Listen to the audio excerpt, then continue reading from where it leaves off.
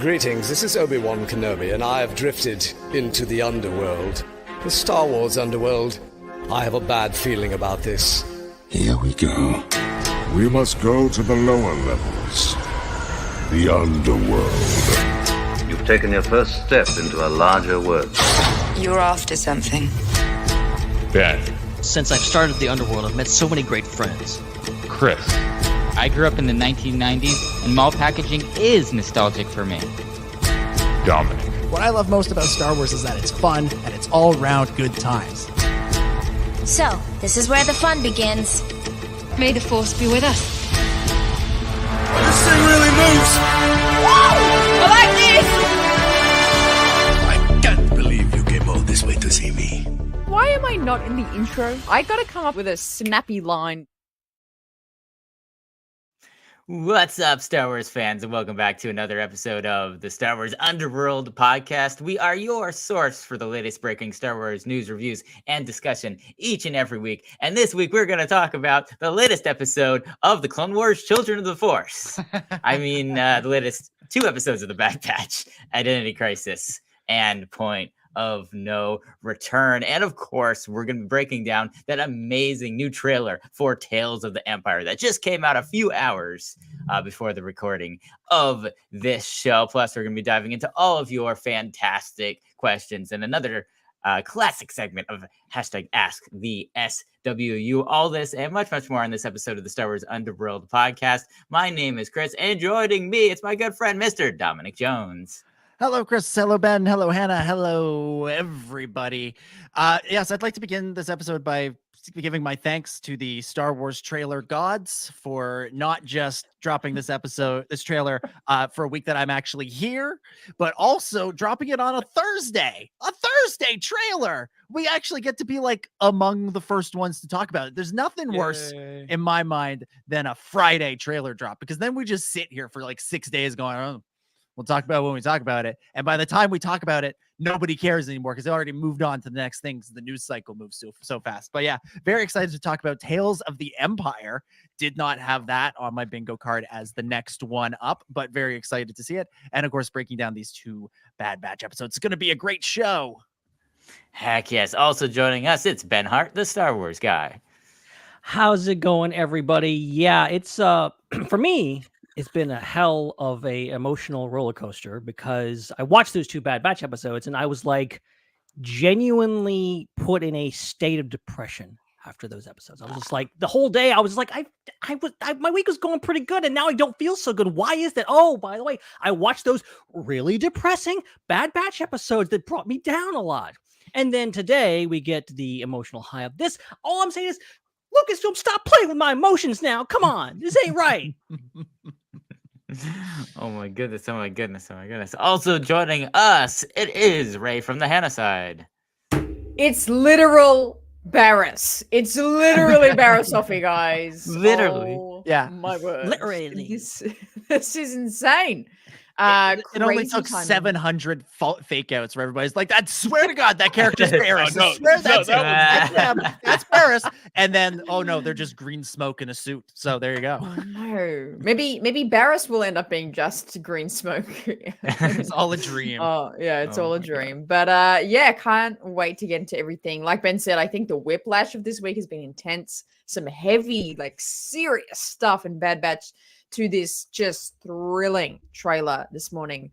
Was, it's a crazy turnaround, but what an exciting week for Star Wars fans. It's a good time. And of course, we could not handle all of this news, all of these Star Wars episodes without an incredible guest. This week, we have good friend of the show, Mr. Chad. Welcome, Chad. It's me. I'm back.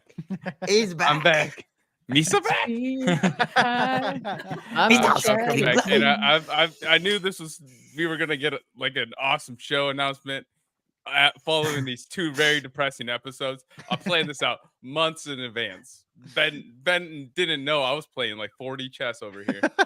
Yeah. I was telling him before the show, like I was reaching out to people to come on the show during our Bad Batch breakdowns. And you were literally the first person I reached out to. I was like, your pick of the episodes, whichever episode you want to be on, come on. You're like, yeah, that 2-parter right there, that'll be good. Yeah, like, okay, that sounds fine. There'll be nothing else going on that week, but that's fine. nothing else. Not like a new show getting announced or anything.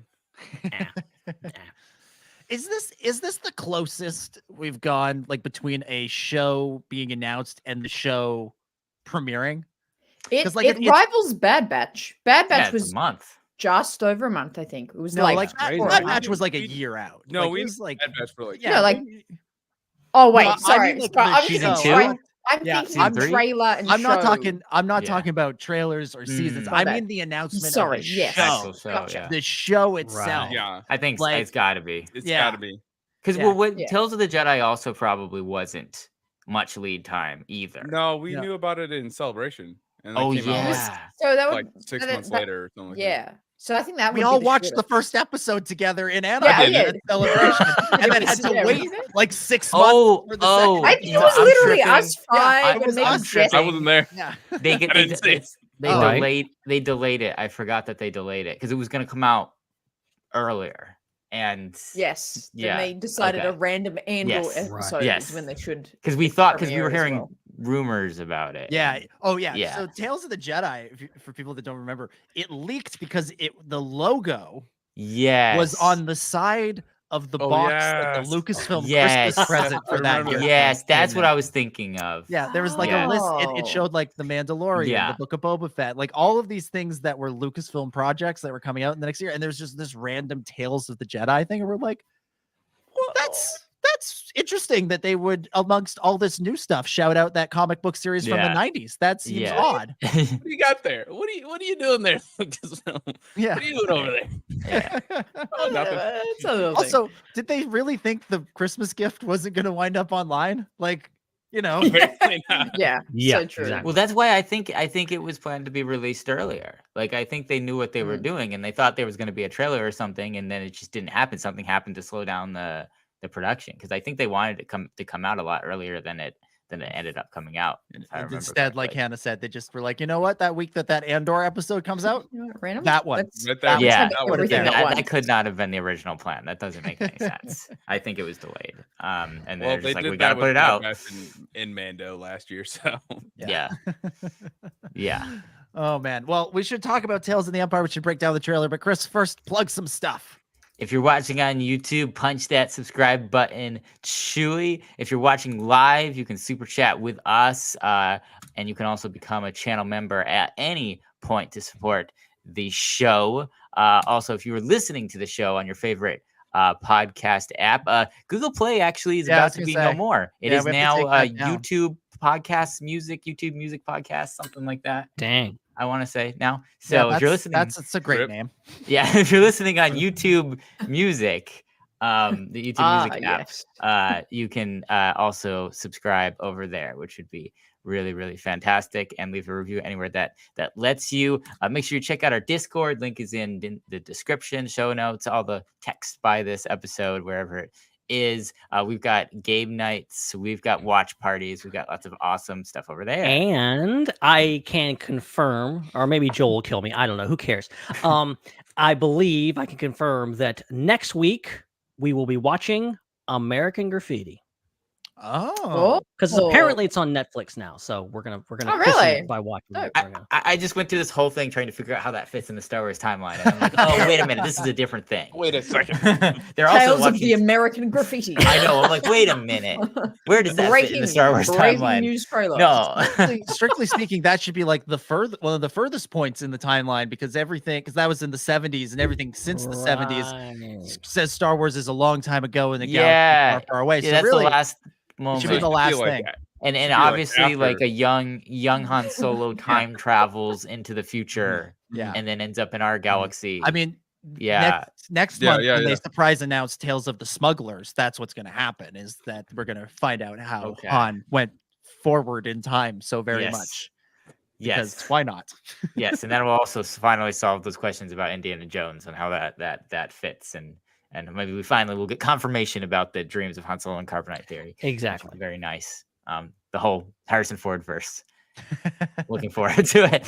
So all that fun stuff is over at the Star Wars Underworld Network Discord. Make sure you check it out. On social media, all you have to do is follow us on Threads at the SWU. That's the only Already thing we done. require. That's awesome. It's the only All you thing we have to do. require of you to do. And make sure you check out all the other shows on the Star Wars Underworld Podcast Network, including the Raeside, Ion Cannon, Tales from Beyond the Galaxy, Tractor Beam, and more. There we go. All right, let's dive into things and let's talk about Tales of the Empire. Tales of the Empire. Let's go around the table, give some initial impressions, initial reactions to this trailer. Ben, start us off. What'd you think of Tales of the Empire? Unexpected, but not unwelcome. In the best freaking way possible. Yeah, when I first, I think maybe it was you, Chad, that posted it in our one of our group chats, and I saw I saw like the teaser poster. I was like, what is this fake thing? Like, what? This is not. There's no way this is real. Like, this is Tales of the Empire. Come on now. Like, this is clearly something. There's no way Lucasfilm will make something this good. Like this, they're just absolutely. This is insane. And but then the trailer pops up and everything like that, and it blew me away. I mean, I think the fact that it's going to be focusing on these characters, Morgan Elsbeth and Barriss Offee. Also, Barriss suddenly just shows up out of nowhere after literally her last appearance was in 2013, The Wrong Jedi. 10 years we have been waiting for this character to show back up, and we've done all the speculating as mentioned. Every time either a helmeted character or definitely any kind of green character shows up, we're like, oh, this is Barriss. It's really bad. Thankfully those days are behind us, but then I mean, I doubt they would bring her back to kill her off. So we're just gonna go into a new era of where's Barriss after this, I'm sure. But in the meantime, I have a theory. Amazing to see this story being told. I think Tales of because we were talking about Tales of the Bounty Hunters, Tales of smugglers. Like there's a lot of different ways you could take this. I think that would have been great. And Tales of the Empire was not on my radar as one that could happen. But I think it's great because. I mean, and it's fitting that this trailer seems to be all about like the atrocities of the Empire and how it really destroys these two people, Morgan Elsbeth and Barriss Offee, and turns them into really bad people. And here we are. The theme of the Bad Batch this week was the Empire is really bad, guys. It's really, really bad. Like that was the theme. And now we have Tales of the Empire, which is just more of that. And I think Star Wars is trying to tell something, maybe. But ultimately, yeah, I mean, just the fantastic. I love Tales of the Jedi. I love the concept of it. I love that they're doing different things with it. And I love that this trailer, it looks absolutely stunning, and I can't wait to get into it more. Yes. So as we said, Tales of the Empire on May 4th, coming up this year. All 6 episodes will drop on Disney Plus. 3 episodes about Barriss, 3 episodes about Morgan Elsbeth. Chad, what about you? What did you think of this announcement in this trailer? Announcement awesome, trailer awesome. Like Ben said earlier, like I was chilling at work doing my thing, and I opened up my phone and got a little notification. My cat's trying to come on screen right now, but I got a little. Get on here, Lou. What do you think of the show? Lou, what do you think? Come on. We've seen it like 8 times now. She didn't like it. She walked away. But anyway, like I was saying, like I got the little notification, like Twitter notification. I was like, what is this poster? I sent it to the group chat and I was like, what is this? And then and then I saw the trailer and I was like, oh, this is awesome. I need like 8 more of these, please and thank you. I have a feeling there's more Tales of the insert Star Wars category in the works. Hannah, your thoughts on Tales of the Empire? So many. Thank you so much for asking. First of all, they should just coin the show Tales of Star Wars. Or I don't think or Star Wars Tales. Star Wars yes. Tales. Or Tales of something. A Star Tales Wars from a galaxy far, far away. And it's just seasons Too different, long. like Jedi. The Jedi season will be one. The Empire season will be another. The Sith, like just all the variations we can think of. Just make one big show. Anyway, first thought. Second thought is more of a musing of the release and planning and kind of announcement of all this is, for the past few years, we all loved it. criticize it here actually quite a bit. The planning schedule of the advertising of things, and when they advertise and when they tell us and when they don't tell us, and the days that they don't do things or do things, has been very bizarre, to say the least, I think, for the last quite a while, few years, for me anyway. But I feel like I have to credit them that we're getting a bit better. I think with the flow of excitement and what people are talking about, and Bad Batch coming out, and like, I mean, someone, was it Dumb briefly mentioned that, like, the fact that we had some very dark empirical episodes of Bad Batch, like the portion of Star Wars fans that are currently watching Bad Batch would be like, oh, all about Empire. Then we get this announcement. It all ties in. It's all kind of tying in. And then it just feels right to have something coming out for May 4th. I mean, we already have the big, marathons and re-releases coming to theaters. We have the Acolyte sneak peek in those releases as well. But then we have another show coming out. It just, they're kind of, it feels a lot more logical and planned, these releases and announcements.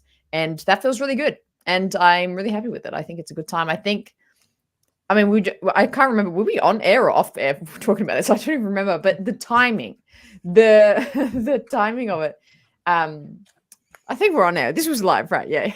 the timing of we do here, yeah. I don't know. People are watching. What? Did we stream our conversation last week, or did we just chat for 3 hours? I can't remember. Oh, what's wrong with me? It's that, like, the fact that it's so short, that could actually bode well for it, because it won't have this announce it like, hey, this exciting thing is happening, and then doesn't promote or mention it for like 9 months and then release it. Like, sometimes that, maybe for a smaller project like this, that could affect it a little, but maybe having it so short, like, it'll be in everyone's minds. We're coming up to May 4th, things are exciting and happening, and there's that Tales of the Empire show is coming out.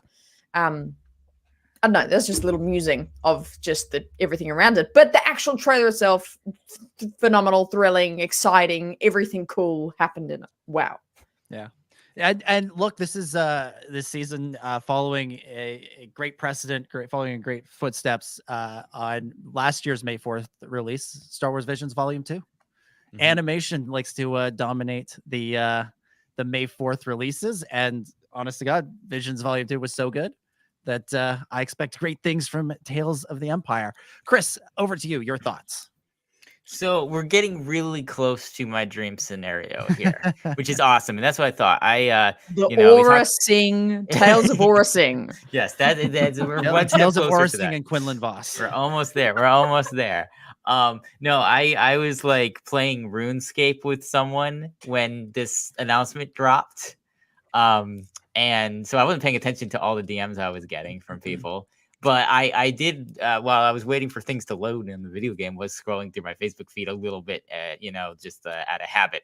And I saw Joel Aaron, the lighting effects coordinator, special effects coordinator for a lot of the animated stuff, post the poster, and that's how I knew it wasn't fake, and unlike the thing that had happened with Steve Sansweet posting about Disney buying Star Wars 12 years ago, I did not think Joel Aaron had been hacked.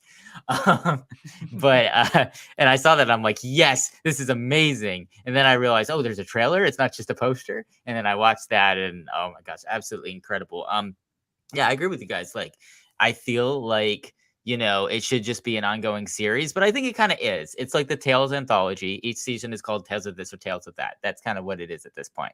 Tales of the Jedi, Tales of the Empire, Tales of there's going to be other things. And I think the fact that there's 2 suggests there's going to be more. And that means we're basically getting what my dream scenario is, which is an ongoing Star Wars animated anthology series that is not bound to a time period, that can move through the timelines. And hopefully we can get to some of the stuff that I really, really want to see, which is original trilogy and post Return of the Jedi era animated stuff in Clone Wars style, moving towards the sequel trilogy, where we can get stuff a lot more with the original trilogy characters without having to worry about the whole recasting or deep fake type debate, and maybe we can, get everybody satisfied with just an animated version and a really talented voice actor.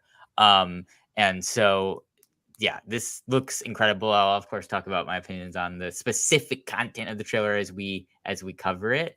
But this is absolutely amazing. When I saw it, the first thing I said is they're finally doing it. They're finally doing the Empire in Clone Wars style animation. This is amazing. Yeah, and there's looks to be a little bit of sequel era stuff going on too, or not sequel era, Mando era stuff going on with Morgan Elsbeth. Yes. Looks like we might get some direct prequel to the Jedi episode of Mando season 2, which is kind of interesting. It's a prequel inside a prequel, right? Because it looks like we're seeing Morgan Elsbeth within 2 timelines, even in this particular show. Yeah, well, I think we'll sort of see like how the Ahsoka episodes took us in season 1. Like you had baby Ahsoka, then you had Padawan Ahsoka sort of through the years, and then post Revenge of the Sith. Yeah, it's the same thing with the Count Dooku episodes where it was like young, older, young, mild, not as old. Yeah. Since everybody else shared how they saw the trailer for the first time, I'll share it. No, I apparently need better friends because nobody bothered to DM me about it. Thanks, guys.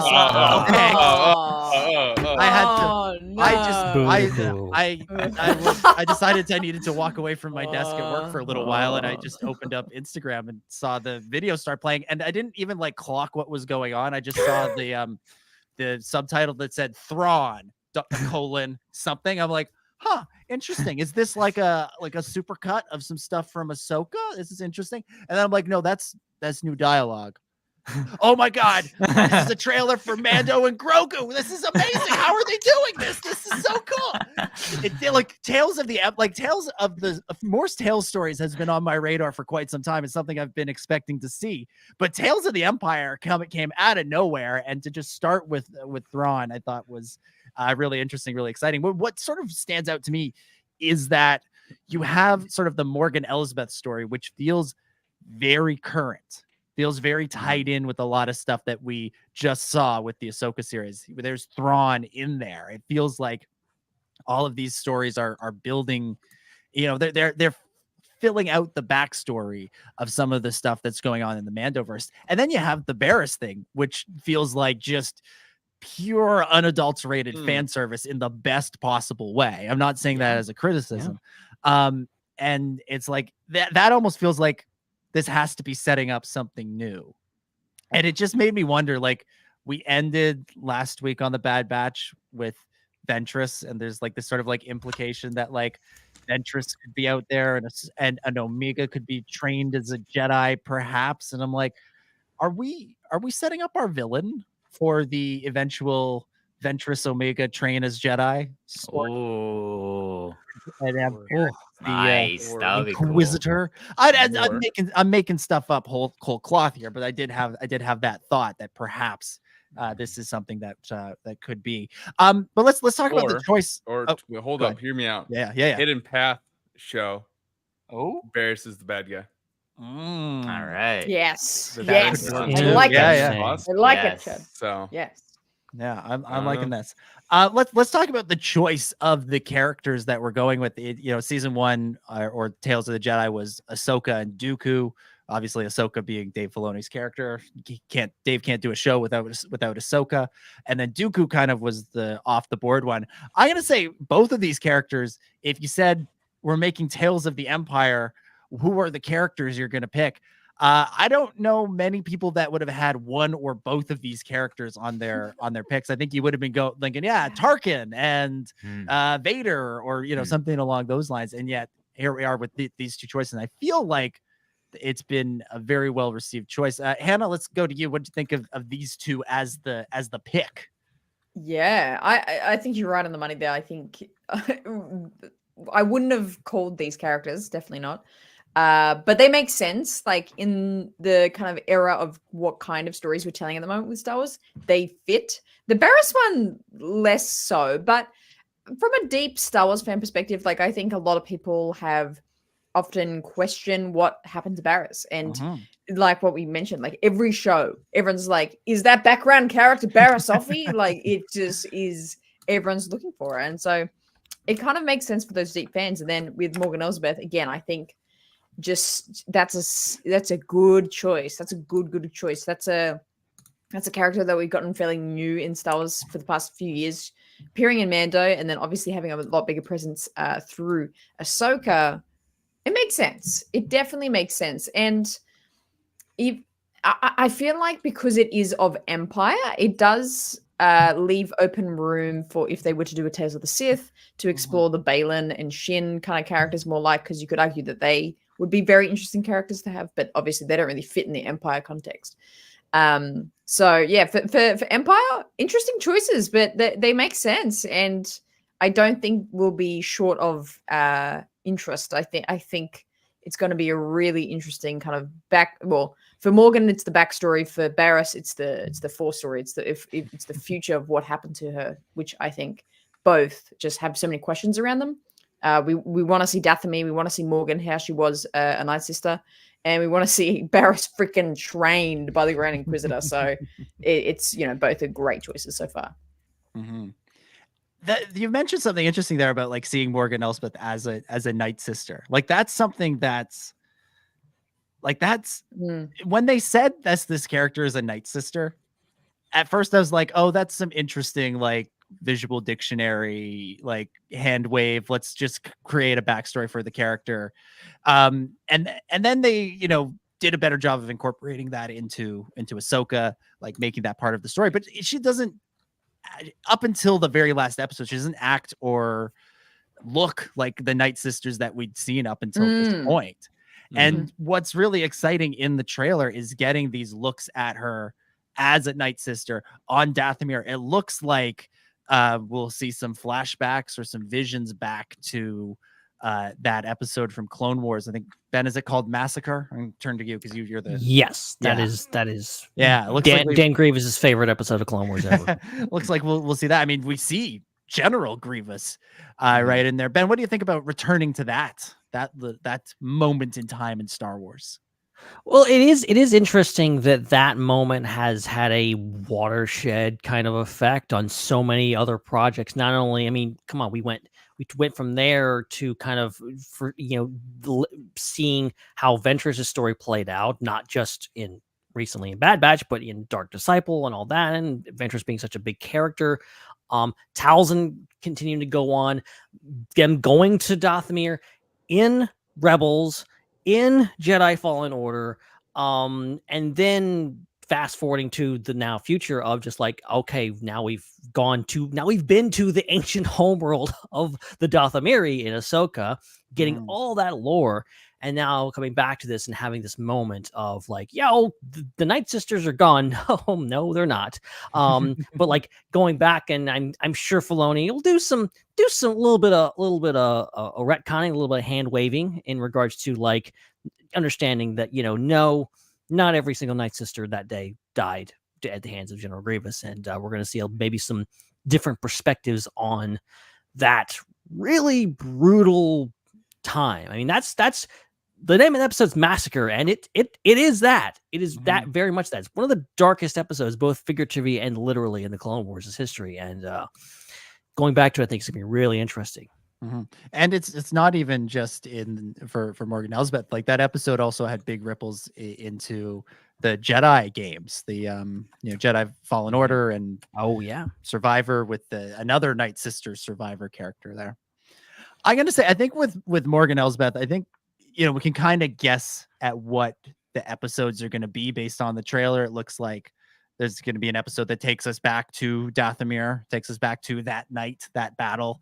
I feel like then there's an episode of her and Thrawn that's kind of, pre-original trilogy, sort of establishing their connection. And then it looks like there's an episode that's, like we were saying, prequel right into Tales or the Jedi episode of The Mandalorian. For Barriss, though, I feel like we've seen like bits of one episode. Chad, like what? I'm looking at that, going like that's all one storyline. I feel like there's 2 episodes to go of Barriss where it could be anything could happen. Yeah, I was thinking the same. Like it's like pretty much like, oh, this is one episode of Barriss, 1 or 2. I would say like the first 2. So I don't know where they're going with the third one. If it is what am I trying to say here? If it is even like the full like episodes, like because you're watching those trailers, they did show a lot of Morgan, which I'm pretty happy. Like I like Morgan in The Mandalorian and in Ahsoka, and I'm glad that we get to see more of her backstory because that is like a character that's like I kind of want to like know more about, and I thought it was going to be in like a book or a comic or something, that it usually is in, right? And then you're like, oh, they're actually making a show. That's good. That's gonna get it to a wider audience, even though it is animated and not a lot of people like the animated stuff, which I don't know why, because the stuff is still like people are wrong. Is what we can those say people are about very wrong. Those people are wrong. We should feel sorry for them. Very, very sorry. Yeah, very sorry. Very sorry. But like, yeah, so it's like, oh yeah, we need to know more about like Morgan, because it's like, oh, she's such an interesting like villain almost, like, and we know very little about her, so that I'm happy about that. And of course Barriss, like glad to see Barriss making her return after like 11 years. Yeah, like we're getting a lot of characters that returned after 11 years. A lot of characters who were last seen in the Ahsoka arc of season 5. It's like, oh, you another again? Okay. It's weird that it's happened twice. Yeah, now. yeah. If I had a nickel for every time. I'd have 2 nickels. Yeah. That is really actually like you have the wrong Jedi, the last appearance of both Barriss Offee and Ventress, and they show up almost a week apart. Yeah, that's hilarious. Yeah. It's amazing. Now it's interesting. One of the sort of the stingers of the trailer is Barriss seemingly, having accepted her fate as an Inquisitor. In walks Darth Vader. Does Vader recognize Barriss, or does he not recognize bugs at this point? Chris, I feel like you have an opinion on this. Yes. Why would he not recognize Barriss? Okay, let me put it this way. Does he recognize her? Does he care? I feel like Vader, there's always a part of him that cares, and he's just fighting it. So yes, I think it's just a matter of, does he really, like, what does he do with that? Yeah, and I'm sure he just channels it into rage, like he always does. Yeah, like I think I've seen some reaction to this of people like, oh, Vader and Barriss in the same room, like what could happen? I feel like that's a little bit of us as Clone Wars fans projecting onto that scene. Yeah, this is important to us. Anakin fought Barriss, like that means something. I feel like the Anakin Skywalker, Darth Vader at this moment in time, Barriss Offee is and nothing more. Like, you're here now.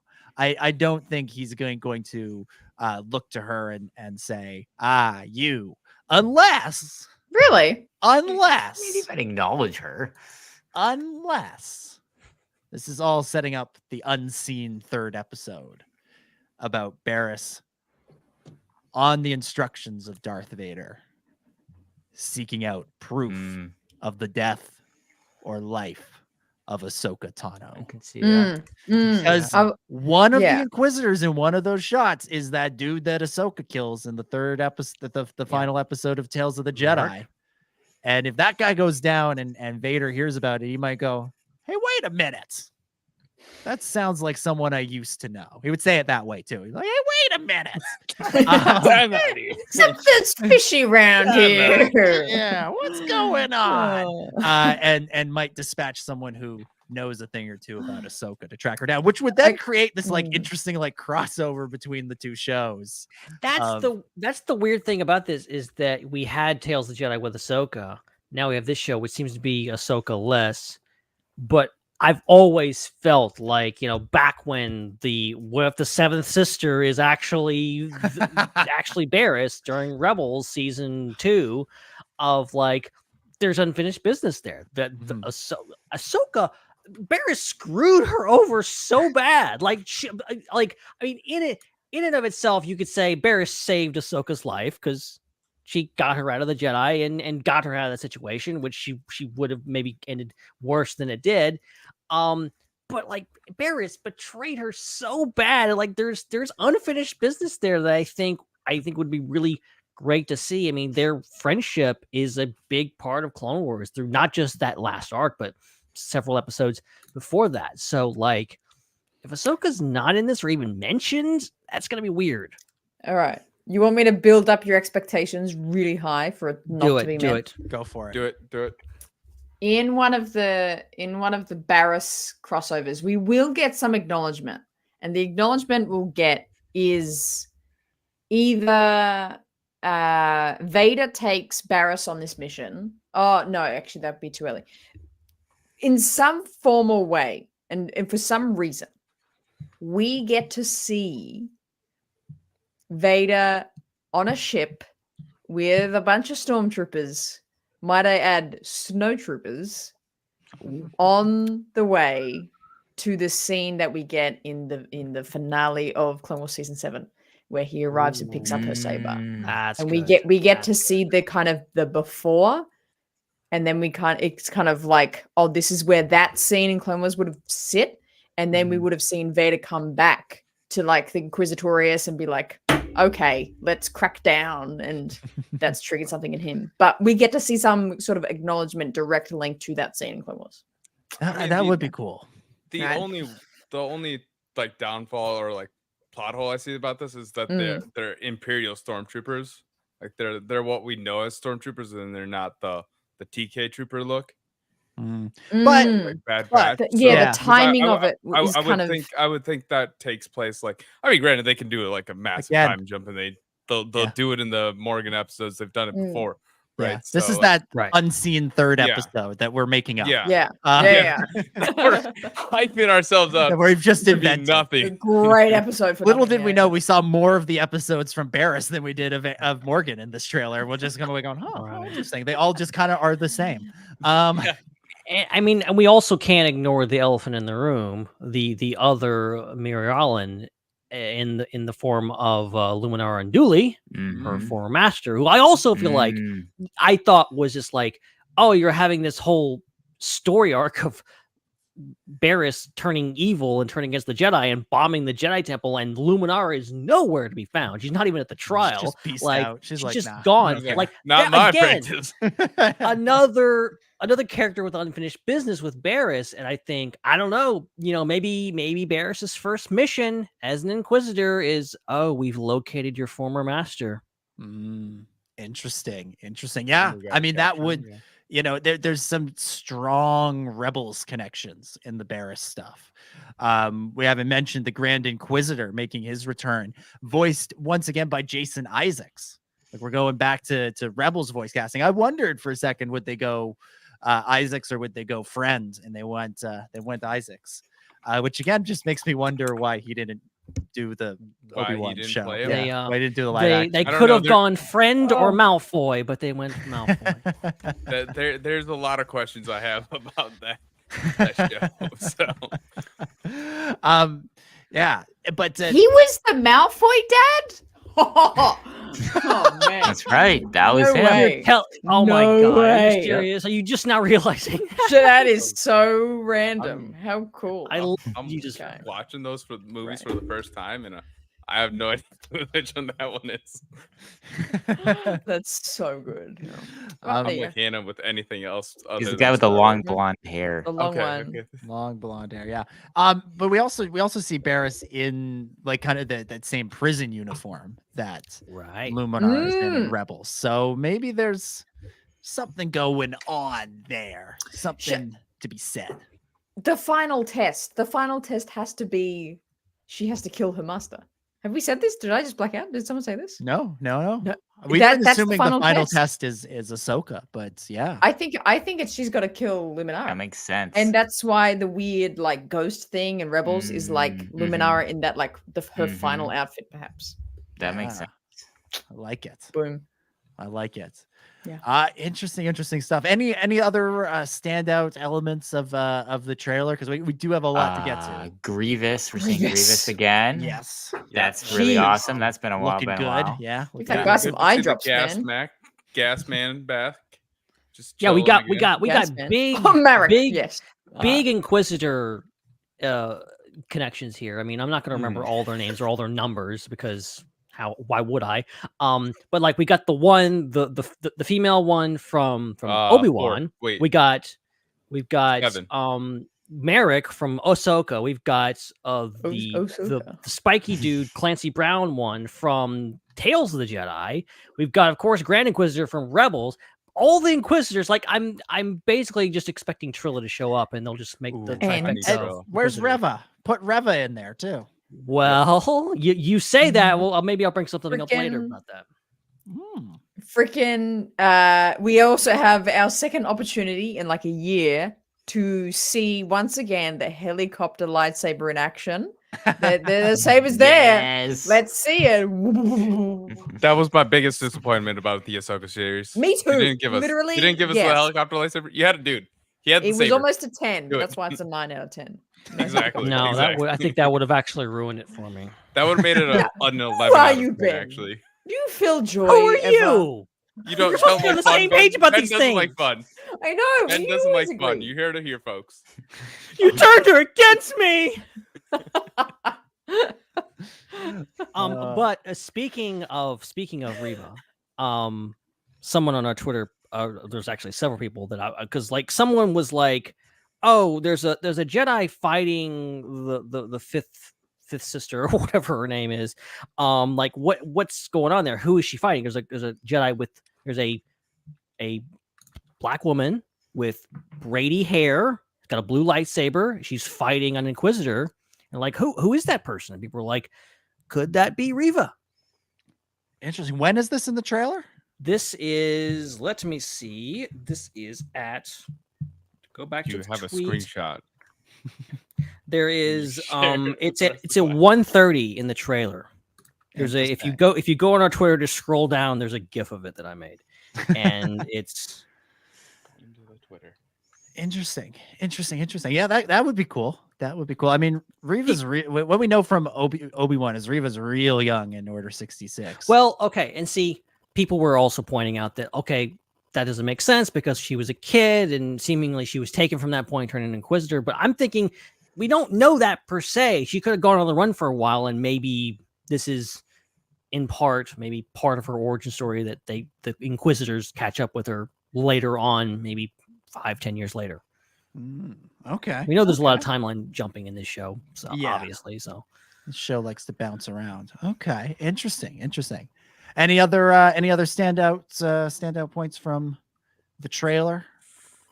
Just Thrawn. Admiral Thrawn is cool. Yeah, Thrawn looking cool. looking cool, I cool, like- sounding I like- cool. He's probably the best he's ever looked in animation. I will say it. Mars Yeah. Nicholson. Mars Nicholson. Yep. Yeah. Famous There actor. he is. Good old Mars. I've actually just like totally messed my whole brain up now because I permanently don't know his name now. I genuinely think Mars Nicholson is his name now. No, nobody tell him. Nobody tell him. Just I'm like, do I need to be corrected? I Nobody let don't her know. Chat, be cool. amazing. So, Tales of the Empire coming to Disney Plus May 4th includes cast members Diana Lee and Santo, Meredith Salinger, Rhea Kilstead, Wing Ti Chow, Lars Mikkelsen, or Mars Nicholson, whichever is the correct pronunciation. Who knows? Jason Isaacs or Ison Isaacs and Wathu Mudd. Yes, my favorite Wathu Mudd. My favorite actor. Would it Brilliant. not be Matthew Mood? Either I or. guess the rest of it's Mood. Yeah. Tomato. Yeah. How would you Meager Omega. how would you pronounce his name wrong is really the question here.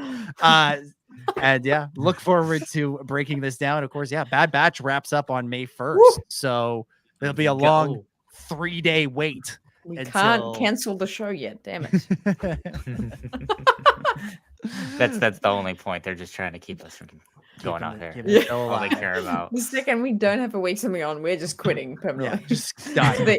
That's why they got to keep things coming out of Lucasfilm. Oh my goodness. Ewoks season 3. Let's go. Let's keep it rolling. Keep it rolling. Mount Sorrow, where are you?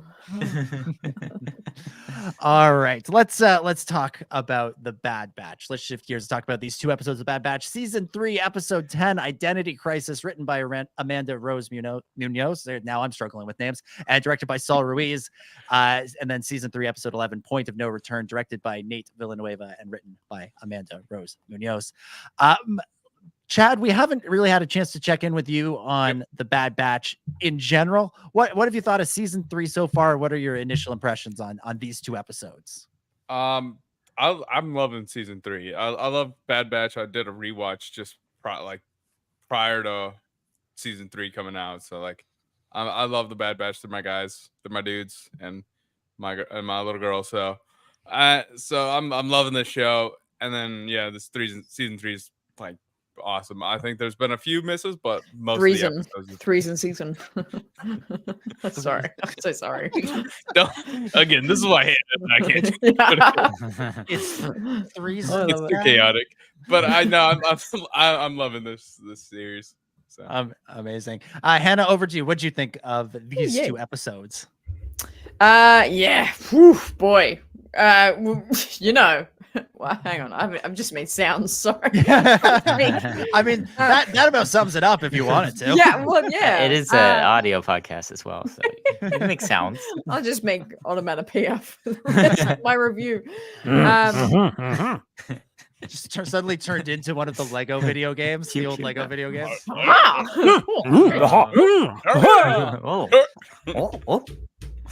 What is wrong with us? I feel bad for anybody that's like dozed off while listening to the show and they're just waking up to this moment. They're like, as everybody just went, oh, what's wrong? Am I losing it? So good. Mixed emotions. I think that's probably the best way I can describe it. Mixed emotions. It's just, again, this season is the most visually and audioly stimulating season of animation we've gotten so far in Star Wars, and it's just so incredible. It's so well done. But man, for these characters, it's intense. It's the climax of kind of season of episode 11 was very intense, but just really, really deep, thought-provoking episodes, which we want and expect and hope for, and they hit really well. So I really enjoyed them. It was a good time. All right, Chris, your thoughts on these 2? Is very tonally separate, and so I completely understand why the episodes aired together. I still think they're still caught up in their little thing here, where they're like, we can't go a week without action, and that might be why. But I will give it to them for writing an episode that had very little action in it in the first of these 2, in Identity Crisis. I thought that was pretty cool. That it was a very kind of more just dramatic episode. So it was great, kind of finally figuring out the full story. They've been kind of like slowly parceling out little bits and pieces of this M count story to us for a while now, and we're finally getting the full picture of what's going on. So I thought it was really cool to see all that. And then moving on to a Point of No Return, dang, like, yeah, Pabu finally getting it what we expected to happen for a while. I just felt bad for Shep. Yeah, it's just the king of Pabu suddenly just having the mayor. He's a mayor. Yeah, He's mayor, right? Sorry, the mayor. He's not a king, who are you? I'm the mayor of this town. Come on, Dom. Jeez, I tried to give him a promotion. Royalty. To me, he's royalty. To me, he's royalty. Oh Damn it. Mayor and king and emperor and all the things. So it's definitely like, my main takeaway from episodes is just like, okay, what happens next? Like, obviously there's no closure here. So it was very interesting to see where things go from here. But yeah, 2 really great episodes. Very, very interesting. A lot of interesting information in them, and the plot moving forward a lot. And these are the things that I miss when I'm critical of the show some weeks. I feel like I feel like that the way that these episodes are written, should be every week. I just want to go through a whole season like this personally. This is the type of pacing and gravitas that I like from a show like this. Okay, Ben, we're throwing it to, well, second last. What did you think of these two? Yeah, so I mean, I will be honest. Like my enjoyment and my takeaway from these episodes is completely colored by the emotions that it made me feel. Like these episodes are fantastic looking. They sound great, like Hannah said, and like they're just all they're firing on all cylinders, and they really give you everything you want, including like really pushing the story forward, giving us some great development for Emery Carr. And obviously doing a lot for the batch, but in the worst way possible. And that's what's really it's just a bummer of an episode. Two really bummer. Like the first episode, like that would be enough. That's just sad all around, like everything. And then you go from that into I'm about to have a panic attack because this is I'm so anxious watching this episode, like what's about to happen. And then everything that could bad happen does, and it's awful. And it's a real bummer. It's a really things, and I need to see the next episode right away. I'm not going to be able to, and that sucks. But ultimately, it is like I will admit, like the rewatch value for me is not going to be up there because like I have to be emotionally prepared for it because it is things, and I'm sure on rewatch it will fare better because I'll know what happens and they all live happily ever after without the Havoc Marauder. Ugh, rest in peace. That great ship. But great episode. Just bummed me the hell out. Yeah. The more Star Wars shows we get with cool Star Wars ships, the more impressive it is that the Millennium Falcon has survived for almost 50 years because they really love to give a ship a season or two and then blow her up. And that's because the Millennium Falcon is a person. That's why. Don't be saying that around the Ghost, though. Please and thank you. Please and thank and you. also, you have to remember. Don't bring that energy to season 2 of Ahsoka. Yeah, we have that energy. We have at least one more film. We have at least one more film in the near future that's going to probably include the Millennium Falcon. Don't put that bad juju out there, okay? Please don't give them any ideas, please. Or please, for the love of God. I was kind of expecting go take us all the way back to like 2013. I was expecting in episode 7, The Force Awakens, for there to be some sort of catastrophic thing that happened to the Millennium Falcon, and it would be like out of commission for either most of that movie or even most of the trilogy, and then would come roaring back in some sort of triumphant moment. One of my favorite early fan posters for The Force Awakens before we even knew it was The Force Awakens is desert landscape, a piece of the wreckage of the Millennium Falcon just jutting out of the surface of Jakku. Yeah, that's such a good poster. It's genuinely, it's even better. It's even better visual than the Death Star, the wreckage of the Death Star hanging out. I thought you were going to talk about that very terribly photoshopped one. Oh, that, I mean, there's that one too. That's the greatest poster that ever. One. I don't know I don't know how to describe it, but it's the terribly photoshopped one. Yeah, if you remember those days, you remember that one. I think it's Adam Driver as a rebel pilot because that's who people thought no, they it saw. was Adam Driver as a Mandalorian. I thought. Yeah, I think. Maybe that's the one. Yeah, you're right. It's terrific. So for these two episodes, right, I didn't get to watch them until fairly late at night on Wednesday. So like I went through the whole day. I don't really care about spoilers, so I wasn't worried about that. But like I was seeing some reaction. I was seeing reaction. And it was a lot of what Ben was saying, that it was like the best thing that's ever happened. I'm like, wow, I really cannot wait to watch these episodes. And I sat down to watch them. I'm like, are these going to live up to that expectation? And the answer is no. But they're still very, very good. I'm not just doing a bit where I say Benny and the Communists is the best episode of the Bad Batch. It is, but I'm not just doing that bit. I really, really, really did like these episodes, but like I went into it thinking like this is gonna be like the last third of Return of the Jedi, Revenge of the Sith, and Rogue One all rolled into one. And instead, I got something that was excellent, especially Point of No Return. But Identity Crisis gotta be honest, didn't do it for me. It was good, but it wasn't like spectacular. And we'll get it. What? Yeah, let's get into it now, brother. All right, let's get there. Okay, so we haven't seen Mount Tantus or Emery Carr or Dr. Hemlock or any of these characters in many weeks. And what it feels like is that they had a bunch of B and C stories that should have been in the other episodes that, further the story going on there. And instead of having them be B and C stories, they crammed them all into one episode, which is fine. It's good. I'm not saying it's a bad episode. I wasn't enamored with it. I thought it was the setup for it was a little bit rushed, that Emery Carr just sort of goes to Hemlock and is like, give me a promotion. He's like, okay, sure.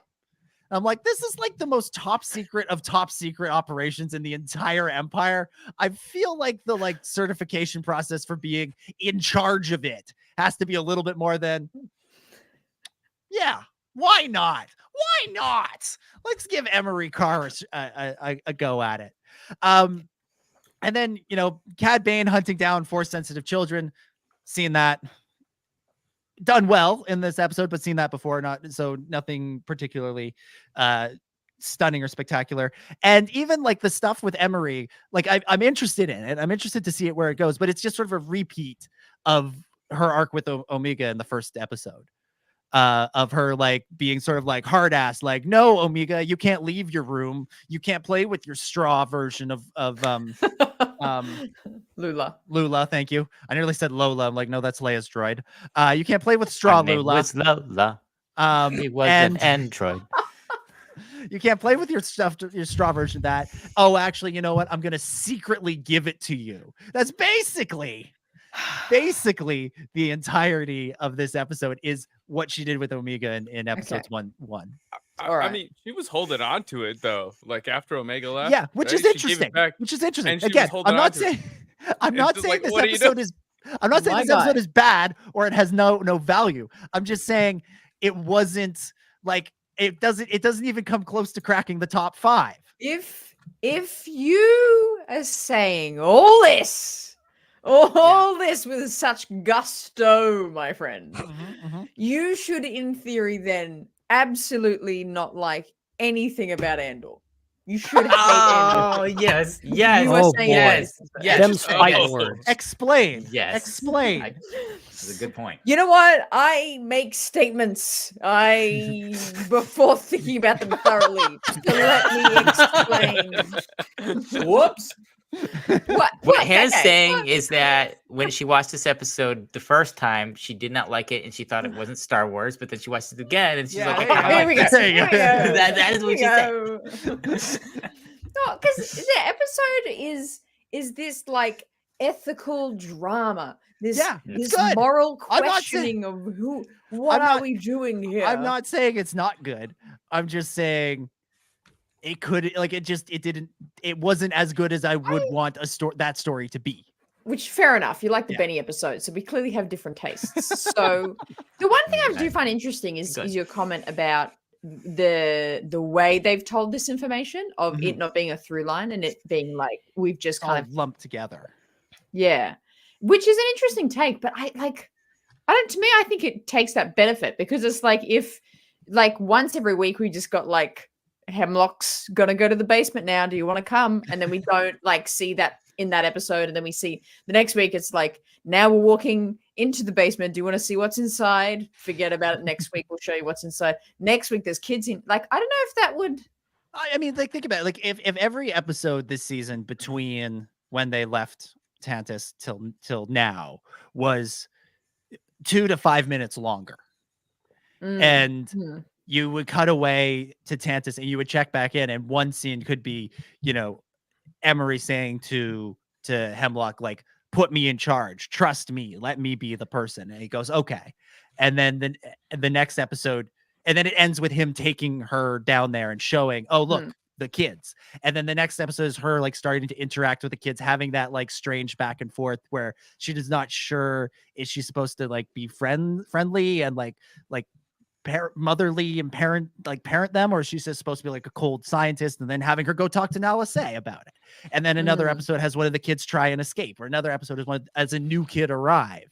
The Bane stuff kind of would have to, that doesn't sort of fit with this, admittedly, but if you went through, if you sort of pieced this out into 2 to 5 minute segments and sort of cut them into other episodes, I think that creates a looming sense of like, oh, just because we're not there doesn't mean stuff isn't going on there. Doesn't mean that the plot isn't being moved forward. And when I say plot, I don't even just mean about the show. I mean like the Palpatine's, scheming isn't moving forward. And then you sort of ultimately get to the end of, last week's episode or previous week's episode, where Tarkin calls up Hemlock and says, "Hey, you're over budget. Why are you spending the money the way I think you should spend the money on, which is on big space stations powered by giant crystals?" And then Hemlock calls up Tech and says, "Hey, Tech, I need you to go to Pabu and get these guys." I'm sorry, not Tech. CX2, aka Tech. Oh, it's not Tech. Are you kidding? It's not Tech. It is so bleeping Tech. It is Tech's so dead. Tech. It is 100. I'm more certain now than I was a few weeks ago. Here's the thing. Tech's dead. I would big be if. happy if Tech was dead, but he is so alive and he is wearing a black mask. If it is not Tech, if it is somehow not Tech, they are trying so hard to make people believe it is Tech. Tech's the red one. You have all the stuff. You have the goggles showing up, and then him showing up on Pabu. You have him interacting with Fee and having those glances and getting on her ship and all this kind of stuff. There's so many things you can point to. Like I'm going online yesterday, and all the tech truthers out there are just like, here we go again, this and this and this. And I'm like, yeah, guys, I get you now. I'm in your cult now. I get you. Join our cult. I'm in your cult now. One of us. But anyways, that's what I'm saying is not that this is a bad episode or it's not worth our time or it's not worth our discussion. I'm just saying, like, for me, it wasn't. I agree. It's a moral dilemma. It's an interesting moral dilemma. I just think it was hitting really familiar beats that we've already seen once through on this show. And I think there's other beats that could have been hits, or there's other ways of exploring this with Emery Carr, because this is a really interesting character that we don't know much about. It's hard to read her motivations. And is she a true believer? Why does she want this promotion? Could she be convinced to help when Omega shows back up? Could she be convinced to help her over Hemlock? Like, this is a really good and interesting character. I don't know. I was a little bit like, we're going through the motions here. Well, my whole reading of the situation is like, this is like, because the first few episodes of the season, you're like waiting for Emery to wake up. You're like, you need to, like, you're clearly sheltered. You're clearly not in the right state of mind. Like, she keeps like going like, you're not thinking clearly. Like, no, you're not thinking clearly, Emery. You're not realizing the bad stuff that you're party to. And this episode was her an identity crisis, waking up to who she is and what she's participating in. And I think you get to the second episode of Omega is in really bad shape, and she's taken back to Tantus, and she doesn't have crosshair with her now, and she doesn't have the tracking device, but she has Emery. I think Emery's in a way different headspace now, that I think that you have a new inside man or girl in this perspective now. Mm-hmm. Which is why I think this should have played out over 6 weeks or 4 weeks or something, because then it would, because again, within the confines of one episode, it seems to happen rather fast, even though I think we're sort of meant to believe it happens over a long period of time. I think if you space it out across multiple episodes, you build to this moment of we'd be coming on here every week going, Emery's questioning what she's doing. Emery's questioning her role in this. Emery's questioning what should happen, so that when it comes time for Omega to say, please help me, we've spent a lot of time with this question, this character stewing in that question, and so whatever her choice is then feels all the more sort of impactful and powerful. If she chooses to help Omega, it's because we've seen her grapple with this across many weeks with these different kids. If she chooses not to help Omega, well, that tells us something different about the character, and the fact that she was able to compartmentalize with these kids in a way that it doesn't seem like she's able to, but who knows? Maybe she's just really cold and evil and is like, yes, I'll give you straw, Lula, so you shut up and don't complain about the blood test, so I can figure out how to turn you into little tiny clone Palpatine. But I've been under the impression since the premiere of the season that Emery's questioning, and that's being challenged of her beliefs and to be fair, it is a very classic trope in Star Wars of being on one side, being like, I think it's this thing, and then realizing the establishment you're with isn't what you thought it was, and then turning. Like, that's very classic, but that's what I think the Emery storyline is. I think there is merit to your comment of like the probably severity of that hasn't been emphasized in this show yet. And I think, like, to me, like, I mean, I'm kind of skipping ahead here. Like, it looks like she will be the one to help Omega with this big Tantus showdown, overthrow, whatever we're going to see on Tantus. I think she's going to be the one to turn and help Omega once everyone arrives, or everyone gets there. So it'll be interesting if if Emery is a key character in the whole finale of this all, because then I would agree even harder of the fact, it's weird we didn't get more emphasis of her through the season. So okay. All right. What I'm hoping. Go ahead, Chad. Go ahead. I mean, the same can be said about like Crosshair from last season. Like, we were all wondering where Crosshair was all last season. Then he shows up in like one episode. Granted, it's the best episode that's ever aired. Agreed. But we've all been wondering, like, oh, where's Crosshair? What's Crosshair been up to? Like, where's Crosshair? Why are we watching these guys prospect? Where's Crosshair? Like, you know what I mean? Like, throughout that season, like, why are we watching these guys save kids in our mind? Where's Crosshair? We want to know where Crosshair is. So yeah, the second best episode. yeah. So like, I mean, like, now we got that moment of, oh, hey, we're rechecking up with Emery, and Emery's, I think she's like, this season's kind of become one of my favorite characters of the show. Like, I'm kind of curious, like, on her story, and my wild brain, like, big prediction is I hope she becomes the new Tech. Like, I was really hoping that she would have escaped with her after wow. Yeah, I agree. And I was like, oh, she's gonna like fill that Tech role, but I think furthering proof that she didn't, because Tech is alive and will retake that role on his own. So Tech's like long, but he lost his memory, and he's evil, and he's trying to kill them, and he's captured Omega, and he's not really Tech. He's pretty dead. I mean, he's pretty dead. It's a very desperate fall. Yeah.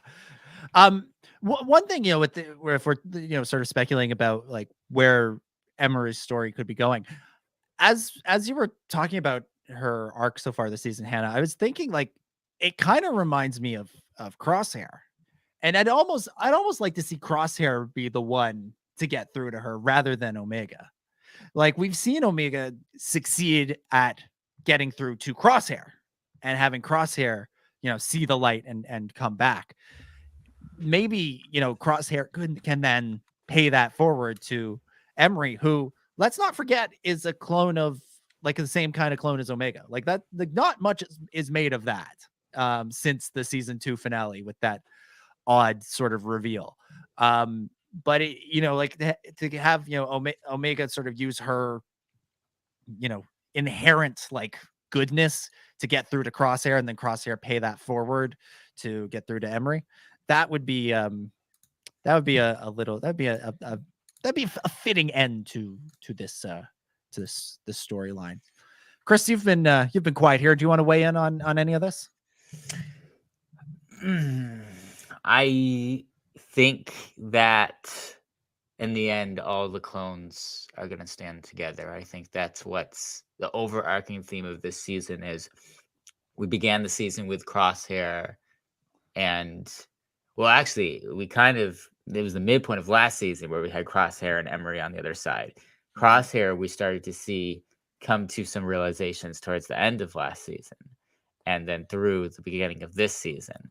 And now we're seeing that path with Emery continue. So I think this is leading to a point where all of the clones, except for maybe the ones that have had this mental control and have had their personalities completely wiped, like we're going to see all of the clones that have that consciousness left come together and fight the Empire together. And I think Emery's going to be a part of it. Crosshair obviously is back in the fold. I think that's what's going on here. So I think that's what we're seeing with her story. We're seeing that journey being told, and a lot of it was in this episode. Mm-hmm. Yeah, agreed.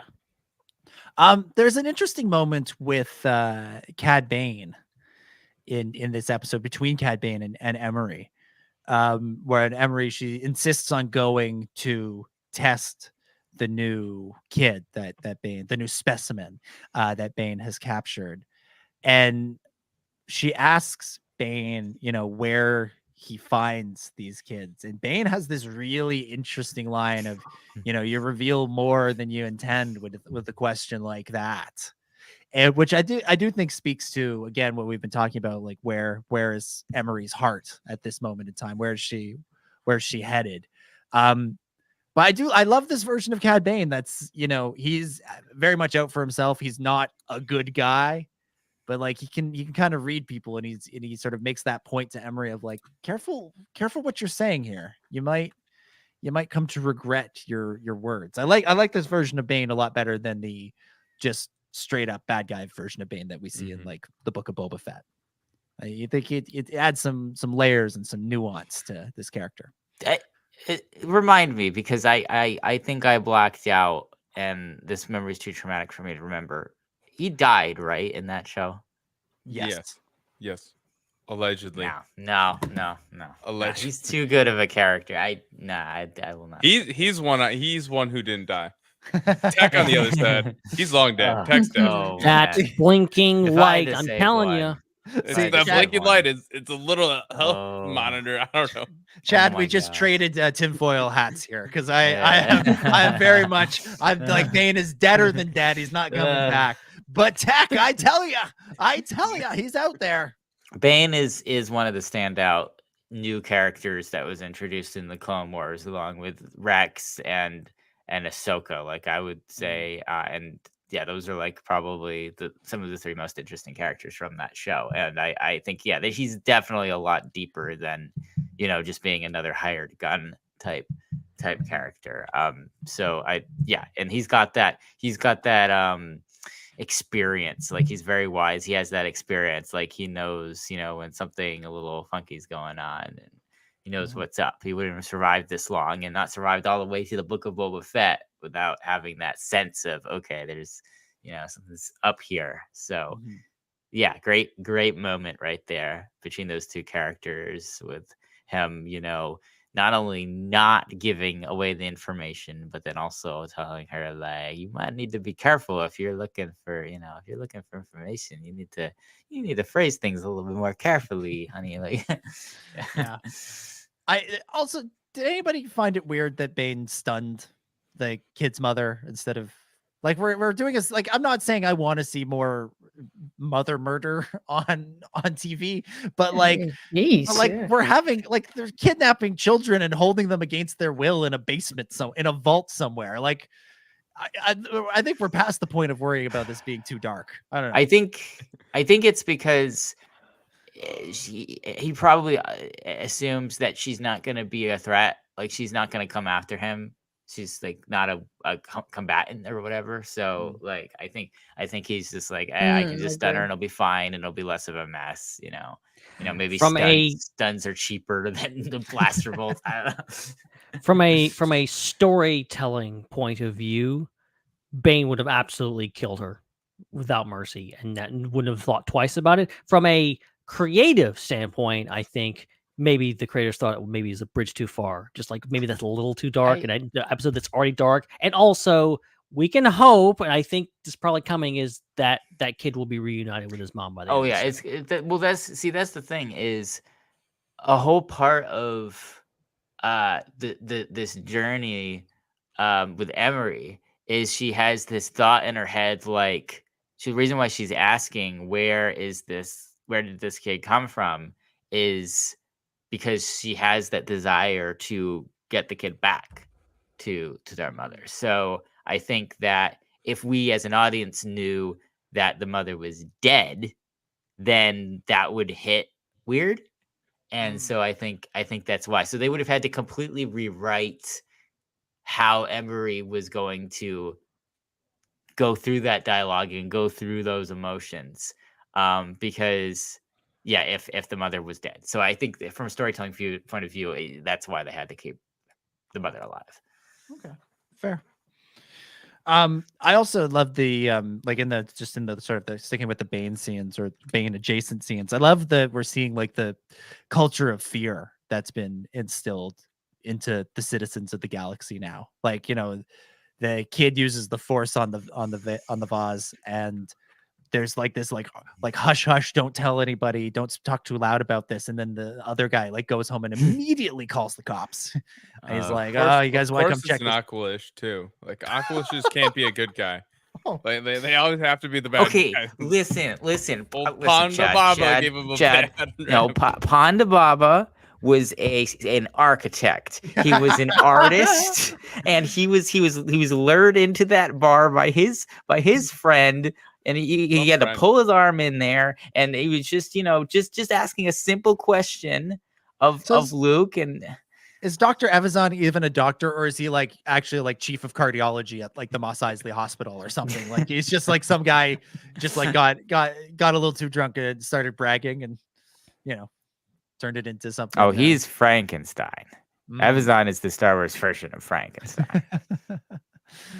Okay, random thought here. I just Sure. thought of.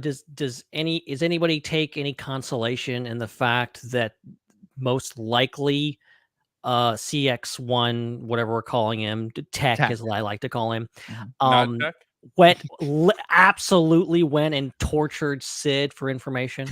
Oh yeah, They kept mentioning 100%. the Trandoshan. Honestly, when he said the Trandoshan, it took me a minute to realize like Sid has been like so far like removed from my brain this season that like it's like the Trandoshan. I'm like, I don't remember Bosk being in last week's episode. What's happening here?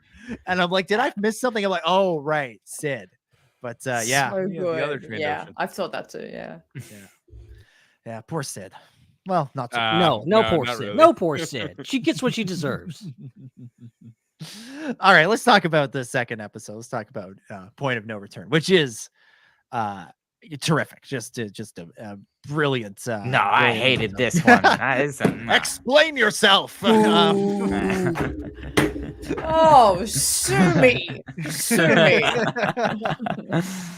Let's talk about this one. I mean, CX2 comes to Pabu, just wreaks havoc for the entirety of the episode, and Omega decides to turn herself in. That's really the episode, is that decision.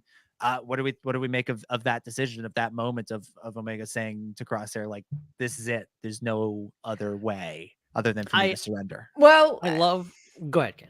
No, you go. I was about No, to all I want to say is I love how it interfaces and contrasts to the season 2 finale of her, like them like going like, okay, get out of here. They're the one you want, so let's go. Hunter tries to cover her escape, then she comes back, and she's doing it from a naive place of just like she doesn't want to leave her brothers behind. This is the inverse of that. This is the opposite side of that, of her like, no, this is the most logical thing to do. This is what I'm going to do because this is the best case scenario. This is what I need to do. And her making a very logical, very reasoned, very important and heroic decision, because she just comes so far as a character these past few episodes. She obviously has a plan of some sort that we don't know, and I can't wait to see it play out. But it's like, what's your plan? What are you planning there? What are you scheming there, Omega? I feel like Omega's got another tracker in her hat or something. Yes. Oh, I yes. I was thinking waiting that too. for Yes. like the camera Oh, to yeah. cut down and be like, "Oh, there's a tracker in the hat." Yeah. Yeah. Yeah, no, that's one of and- those tricks. It's clearly a trick. Yeah. I think Down there's the something obvious going on. one. I mean, one of those tricks. Also, prediction first. We had The first scene in the next episode will be them in the ship on the way back to Tantus, and CX1 will remove his faceplate. No, No, Omega's gonna ask him if they're there yet. Are we there yet? Yeah, that's gonna be. Are we there? I told you 800 times we're not there yet. We'll get there. When we get That's what's gonna drive him to take the mask off. He's gonna be like, "Look, shut! I need you to shut up and not stop tech. asking. I'm tech. I'm Just grapple with this for a while." Just shut you up. grapple with this for a while. Who are you? Someone who Here, have this trauma. Shut up. Yeah. But you Oh, notice man. like earlier on in just before that, like I think it was happening when Omega was like gave herself up to CX. He was like, eliminate the other two, not the third one. So it sounds like they want Crosshair back as well. Or at least I thought he was Crosshair. I thought he was just saying like I took out the other two, but the third one's still out there, so be alert. That's what I took it as of like Yeah. there's Maybe. one more Yeah, I somewhere. think so. Yeah. Which, Maybe. like, to be fair, they then do checker. because he Almost. couldn't get the tracker on the ship. Which is my one criticism. Real quick, my one criticism of this episode: Crosshair not getting the tracker on the ship should have had something to do with his shaky hand. Yeah. That Well, I I thought that was assumed like a it given did. Of like, oh, he's still not good enough yet.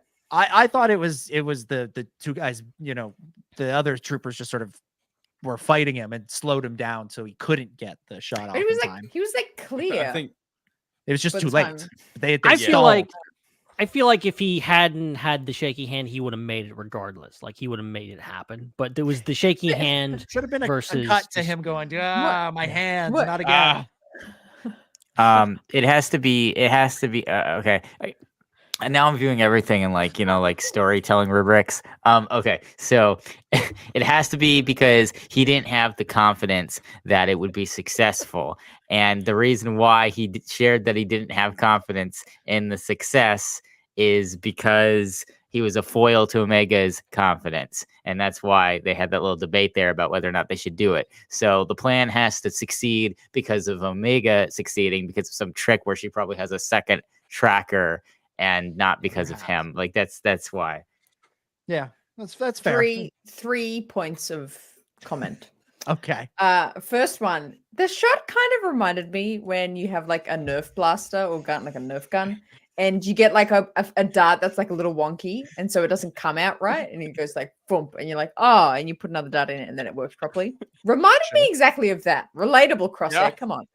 Second thing, I think what I want to see with Crosshair's character, possibly in the next episode, is this whole concept brought up again of like the meditation thing, of this calmness, stress, PTSD is kind of affecting his hand. That storyline picked up where he is in like another situation. Maybe he's caught. Maybe if he goes to Tantus and like finds her and whatever, there's some sort of thing that he needs to really overcome and be a savior in a moment where he like sits and kneels and just meditates for a second. Not Force-ish in a way, not Jedi in a way, but that meditation that Omega's been trying to teach him. I think, but then he does get shots and he's spot on every time once he meditates. I think that'd be a cool story. Yes. Third point, which was a phenomenal thought once again, but I forgot what oh yeah, that's right. Third thing, I was about to say Marek. That's hilarious. The CX trooper face reveal, if it is someone we know, has to be. I really, really want it to be in the way that we get the Anakin cracked Vader helmet thing, where it's like in combat and his helmet is like kind of smashed off or just like breaks, and then we see. I don't know how identifiable tech will be, but it won't be tech. That's why it won't be tech. It'll smash off, and then we'll see that. Is it a tattoo scar? I don't even know what it is of Commander Cody, It'll be Cody on the bed. It's a scar. So- but so- no, it's gonna actually be a triangle tattoo right in the middle of this guy's face, and then it's gonna be like, oh, it's Dogma. What? Dogma. Oh yeah, of course. And then literally everyone watching be like, who? Who's this Yeah, guy? literally. Oh. Oh, And that then, guy. Like 8 of us Oh. are gonna be like, oh, it's Dogma. I last week, Hannah, I was so ready to have. I was gonna prove to you that it can't be Cody, because your big piece of evidence was the Cody fights with a knife, and then I was Yeah. gonna just show the shot of Hunter with the knife from last week's episode, be like, it's Hunter, it's Hunter. Ever since I made that comment, I think every single character in this show has fought with a knife. Yeah. It's unbelievable. I'm like, everyone, what is suddenly everyone has Cody's knife? What the hell is happening? Everyone's just like, you know what? Knives are cool. We're going with Yeah, knives from now yeah. on. Hey, this Blast. this face tattoo guy. Yeah, got a knife. He's pretty cool. No, this is a knife. yeah. Yes, Ben. Australian reference. Yeah. First thing Dogma does, Good just day pull out a there. knife. Yay. There you go. Amazing. What else? I mean, Can they secure that cave already or no? Like, yeah, that one cave. Yeah, that cave has been a the problem. second ship that's flown in that cave in 2 weeks in a row. Might Yeah. have to Lock take it a up. look at the cave after the first time, you know? Let's get a fence also, guy out here. I Get a quote. love / absolutely despise the fact that they make a point to say, like, they've loaded all of their belongings, everything they own, into the Havoc Marauder, and they're about to leave, and that's when it blows up. Like, it's just so good. the worst. At least everything except Wrecker and then- saved who mattered. Yeah. Yeah. Gonski. Saved Gonky. That was kind of random. Like the random plot, like that they introduced the fact that it's like, oh, suddenly Gonky and Wrecker are beefing suddenly, and then like 10 seconds later he saves him from like life and death. And I was like, wow, what a micro character arc we just got. Also, Also, like this 15 is- seconds. Yeah. This is the thing that I was spoiled on. I don't know. I think I warned a few people. I talked about a spoiler. This was in one of the teasers, was clearly an outline of the Marauder, and then boom. I'm like, damn, I had to get spoiled on that. And then they get to this episode, I'm like, oh damn, this is that episode, isn't it? Yeah. Sure. Yeah. I will say I loved just how villainous the Empire was. The Empire's always been evil. We've always known the Empire's been evil. We've always seen the Empire do evil things. We see them blow up Alderaan in A New Hope. But like, we tend to see those things from afar. And like, being on the ground for this whole sequence, like, you really felt the villainy of the Empire, and just like the like casual cruelty of, we're not just trying to stop the Bad Batch, we're going to destroy these people's way of life on Pabu to try and stop the Bad Batch. Like, they're blowing up the shipping ships and the fishing vessels and all that stuff. Like, that was pretty impactful. And then just having the civilians just like there being rounded up, fires burning constantly. Yeah, it's pretty devastating. It's pretty devastating. It had a similar feel, and this is just a random deep cut. Those of you that's read the Ahsoka E.K. Johnston novel, Yes. I mean, the Empire is very methodical and does the same thing, but it felt like that planet, which I cannot remember what that was, where early in the book Ahsoka was, and like how the Empire came in and imposed like curfew and took over all their belongings, and it was just this thing. It very much felt like that. Yeah. But I mean, it's I guess it's meant to, because the Empire does that to every planet ever. But it just reminded me of that so much. I was like, this feels like I'm reading the book, or watching the book, I should say. Yeah. It felt very Andor to me. Like, it felt like that, like Yeah. sort of grown up version of the Empire that, like Rebels gives us an evil Empire, to be sure, but a more kid friendly version. Which is appropriate for that show. I'm not saying it's wrong, but this feels like, you could easily see a scene in Andor of the Empire's coming into a village and just burning it down and doing everything that they do here. The other thing I wanted to bring up, this is the second episode in a row, felt very Last Jedi to me. Very Last Jedi to me. Last week was like Rey and Luke. This was Poe and Holdo to me. This was Hunter is Hunter's kind of taking on that Poe role of like, let me come up with a harebrained scheme. Let me do the like heroic badass save the day. I'm gonna get on this ship, and he's like hanging from the edge, and he climbs in, and CX2 just ruins that. He just shoots the pilot.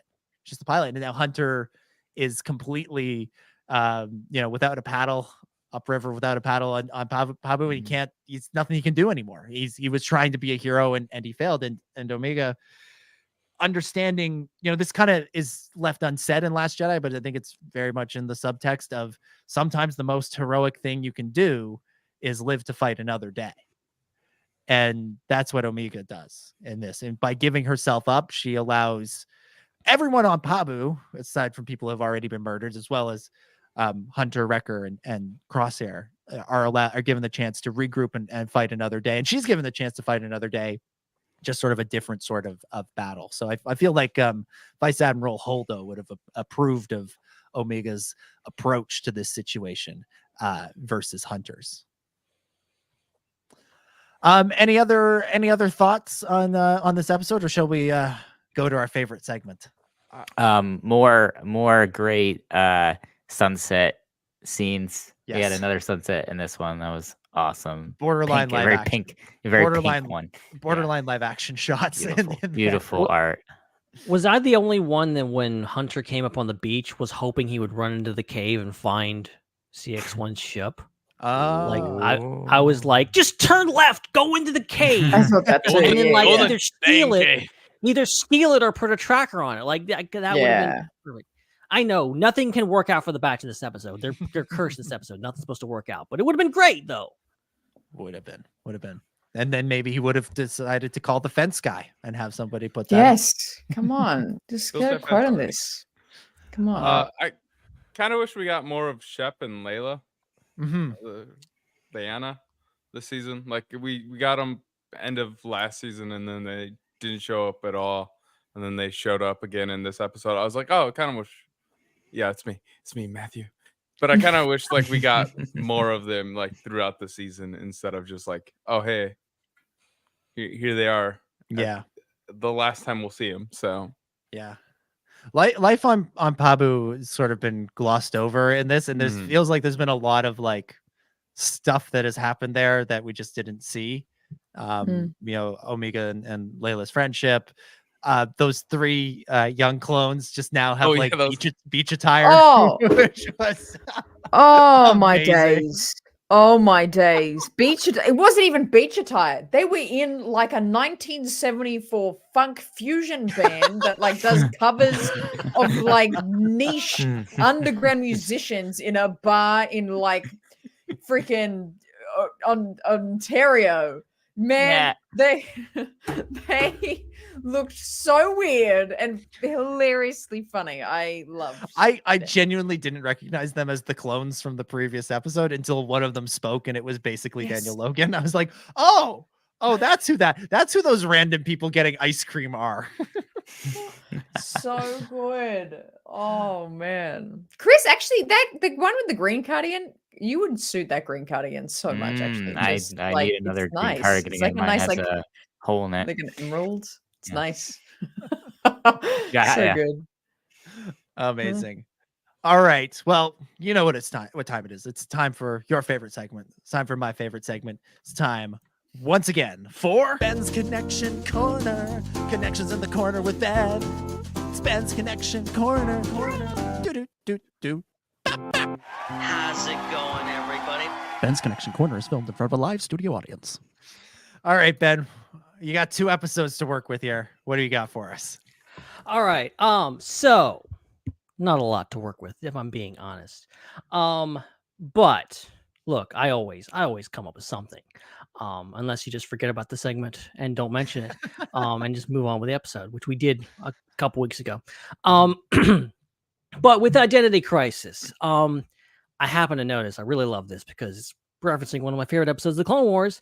The musical cue that's playing when Cad Bane shows up at the house door is the same musical cue that you hear in the episode Hostage Crisis from the Clone Wars. It's the da-da-da-da-da, da-da-da-da-da. It's that thing it's also that's the kind same. of... Oh, it's the Ben, same that one was that showed up. beautiful. Yeah, it's the same one that showed up when he showed up in season 1 too. Oh, okay. They say Oh, it's good. I mean it's Cad Bane's leitmotif. Them Kiners, they know what they're doing. It's like they're really good at their job. Yeah. Yeah, it's just weird how that works. The alien that I forget the mom and the child's names. They have names. They're in the credits. But they are a species known as the Tarlafars. And they were first introduced in Solo: A Star Wars Story. They're one of the aliens that is sitting around the gambling table with Han and Lando in that things. That's very heavily featured. Probably have a Denny's collecting card of that character probably somewhere. Because that was a thing. That was great. And the only other thing I have to add about this episode is I love the fact that when Hemlock calls Tarkin is actually like doing something else in the hologram. Like so much of hologram communication to me just doesn't make any sense at all. Like you'll have someone appearing giant and then the other person is supposed to be like tiny and the eye lines just don't make any sense, or they just call them up and there's no waiting. It's just like they're there and they're standing there and they're waiting for them. It's like, how did you, there's no call waiting. There's no nothing. And you don't just stand by your phone waiting for someone to call and it's just like at all times. I thought everyone does that. Yeah. It's wild. So I like that. Like he's just doing stuff. He's and then he's pissed off at him because like you're taking my money for my giant space laser ball thing. Damn it. So yeah, I love good to have good old Steven Stanton back as Tarkin. Always love a good Tarkin cameo. And for Point of No Return, I have almost nothing other than the fact that Point of No Return was the name of a Clone Wars episode way back in the day, the climax of the greatest Star Wars arc in the history of the Star Wars universe. The D Squad, the giant boom, hurling around the galaxy. Yeah. Well, we think that CX2's boss is Hemlock, but he actually is answering to Imperial Colonel Meeper Gascon, as that's how it's all gonna tie back together. Yeah. Well, that's interesting. That's interesting because Gregor. What about him? Yeah. Well, he's definitely definitely alive and with character thing. So what's that's the really point? interesting. That's really interesting because Therm Scissor Punch. Yeah. Two can play at this game. Two. He was. Are you muted, Chris? Chris, you're making great points up there, buddy. Yes. You muted. Thank you for telling me. Hannah's right.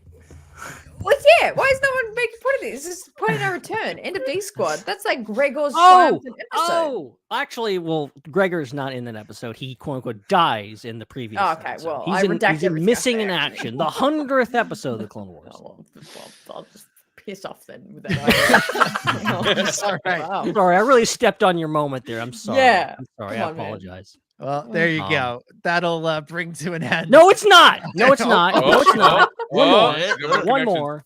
God damn. One more. Okay. There is CX1, aka Tech. He uses a data spike. That is a really interesting piece of a technology that was introduced in Rebels way back in the day. That's how they commandeer the old listening post in season 1 of Rebels. Wow. And they also use it in season 1 of Bad Batch. They do. Yeah, it popped up a couple times. Wow. That was absolutely. Tech uses it. Are you kidding me? Not Tech's using it this time. That was absolutely worth continuing the segment for. Look, great conclusion to another edition of Ben's Connection. Ain't over till it's over. Connections in the corner with Ben. Ben's Connection corner. corner. Do.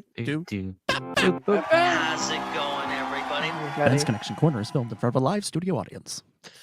Look, if I only have like 5 notes in my thing, you're damn certain that I'm going to get to every one of them, okay? Look, if I have 50, okay, you can cut me off. You did mention Anakin's betrayal, didn't you? Wait, what? What? The Anakin's betrayal theme. Did you not mention this? I didn't catch that, so please enlighten me. That theme was in the episode. It was in the music of this episode. When? Yeah, I heard that too. No, I heard it too. Yeah, Chris verified. I'm verified because Chris said it too. I heard it too. I was like, this is very Revenge of the Sith music here. Let's get copyrighted. I'll show you. I recognize that from Revenge of the Sith. I mean, this sounds like that. Yeah, we kind of really put some John Williams Revenge of the Sith. We did. There you go. Good connection. Yeah. Ben, when you mentioned Tarkin, that did remind me, like that's another element of that first episode, and it is kind of a, it does sort of seem like anytime Tarkin calls up these days, it's just to complain about somebody being over budget or working for too long, but it does, it ties in with the, one of the sort of themes of the Empire in general, which is, part of the reason these guys can't succeed is because they're always trying to one up each other.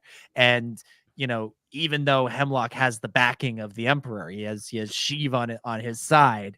Tarkin is still trying to undermine him in other ways. He's trying to figure out what this project is, and he's trying to get the project under his control, much in the same way he does with the Death Star and Director Krennic and Rogue One. All right, let's go around the table one last time and give some final thoughts and scores out of 10 for this episode. Hannah, over to you first. Final thoughts and scores out of 10 for Identity Crisis and Point of No Return. Woo! Yeah, a couple of great episodes. I think it was challenging. It challenged the meaning of the Empire, the journey of the Empire, the point of the Empire, and I think that is such a core story of Star Wars, and I just love seeing more of it. So fantastic episode 10. Not perfect, but only very minor nitpicky things. And episode 11 took us on a very fascinating journey to see the demise of Pabu. Shout out to the people in my live chat, but that have been calling it it was pretty much the equivalent of Passover, so we call it the Pabu over. The Pabova. Oh my goodness. Which is pretty much the same thing. So the great Pabova has happened, and well told, but it was very very sad, but very, very well told. I think I'll give it. Wait, do I do combined or individual? However you feel like it. Dominic can do math. No, I really can't. I'll probably give it. Chris, I believe you once gave me such a hard time about how I did fractions on this show. So I I'm not the one you want to trust with this. I thought I had a clever way of explaining why I was giving the episode such a low score, and you're like, that is not how fractions work. Oh my god! I'll come in with an 8 for number 10 and a 9 for number 11. All right, Benjamin. Final thoughts, score out of 10. Yeah, so like I said, I'm still recovering from the intense depression that these pooped episodes put me in. That's not to say that I did not enjoy them in a weird way. And yeah, it was, I mean, they're beautiful episodes, and they're tackling a lot of really deep, really methodical, and really, really dark subject matter that I think I always enjoy when Star Wars does this and goes into these areas. And as Andor, I know this is not the first time the show's been compared to Andor in this episode, but it's true. Andor and this show are really showcasing how bad the Empire is. I think that's something that I think unfortunately needs to be highlighted every once in a while. I think people sometimes forget the Empire are supposed to be the bad guys. And that is an unfortunate thing in this day and age. But ultimately, I'll give both of these episodes a 9 out of 10. 9 out of 10 for both from Ben. Chad, over to you. Final thoughts and score out of 10 for these two. both of them great episodes. I definitely preferred episode 11 over 10. Both of them, like, you could definitely feel that it's like the setup for whatever's happening next. Like this is like, hey, this is the beginning of the next arc of this story. So I would say episode 10, I say an 8 out of 10, and then episode 9, I would say 9.5 out of 10 for myself. All right, 8 and 9.5. Chris, final thoughts, score out of 10 for episodes 10 and 11. Yes. Like I said at the top of the show, these are the kind of type of episodes that, I want to be very more often than not in the show, where they move the plot forward. We get new information about what's going on. We get good action. We get good character moments, amazing animation, music. Like, I think everything came together really well in these episodes. And I think it was smart to, like I said, to air them together for people that aren't binge watching the show because of the massive difference in pace between the two of them.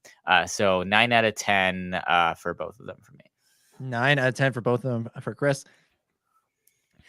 Hannah, I cannot believe this, but we're going to give the first episode the same score because I'm also going to give it an 8. How did we get there? I said over and over again, I thought it was good, but not great. Did we get so here? I'm giving it an 8 because I think it's a strong, good, entertaining episode. I just think it could have been 2 or even 3 points higher. That's all I'm saying.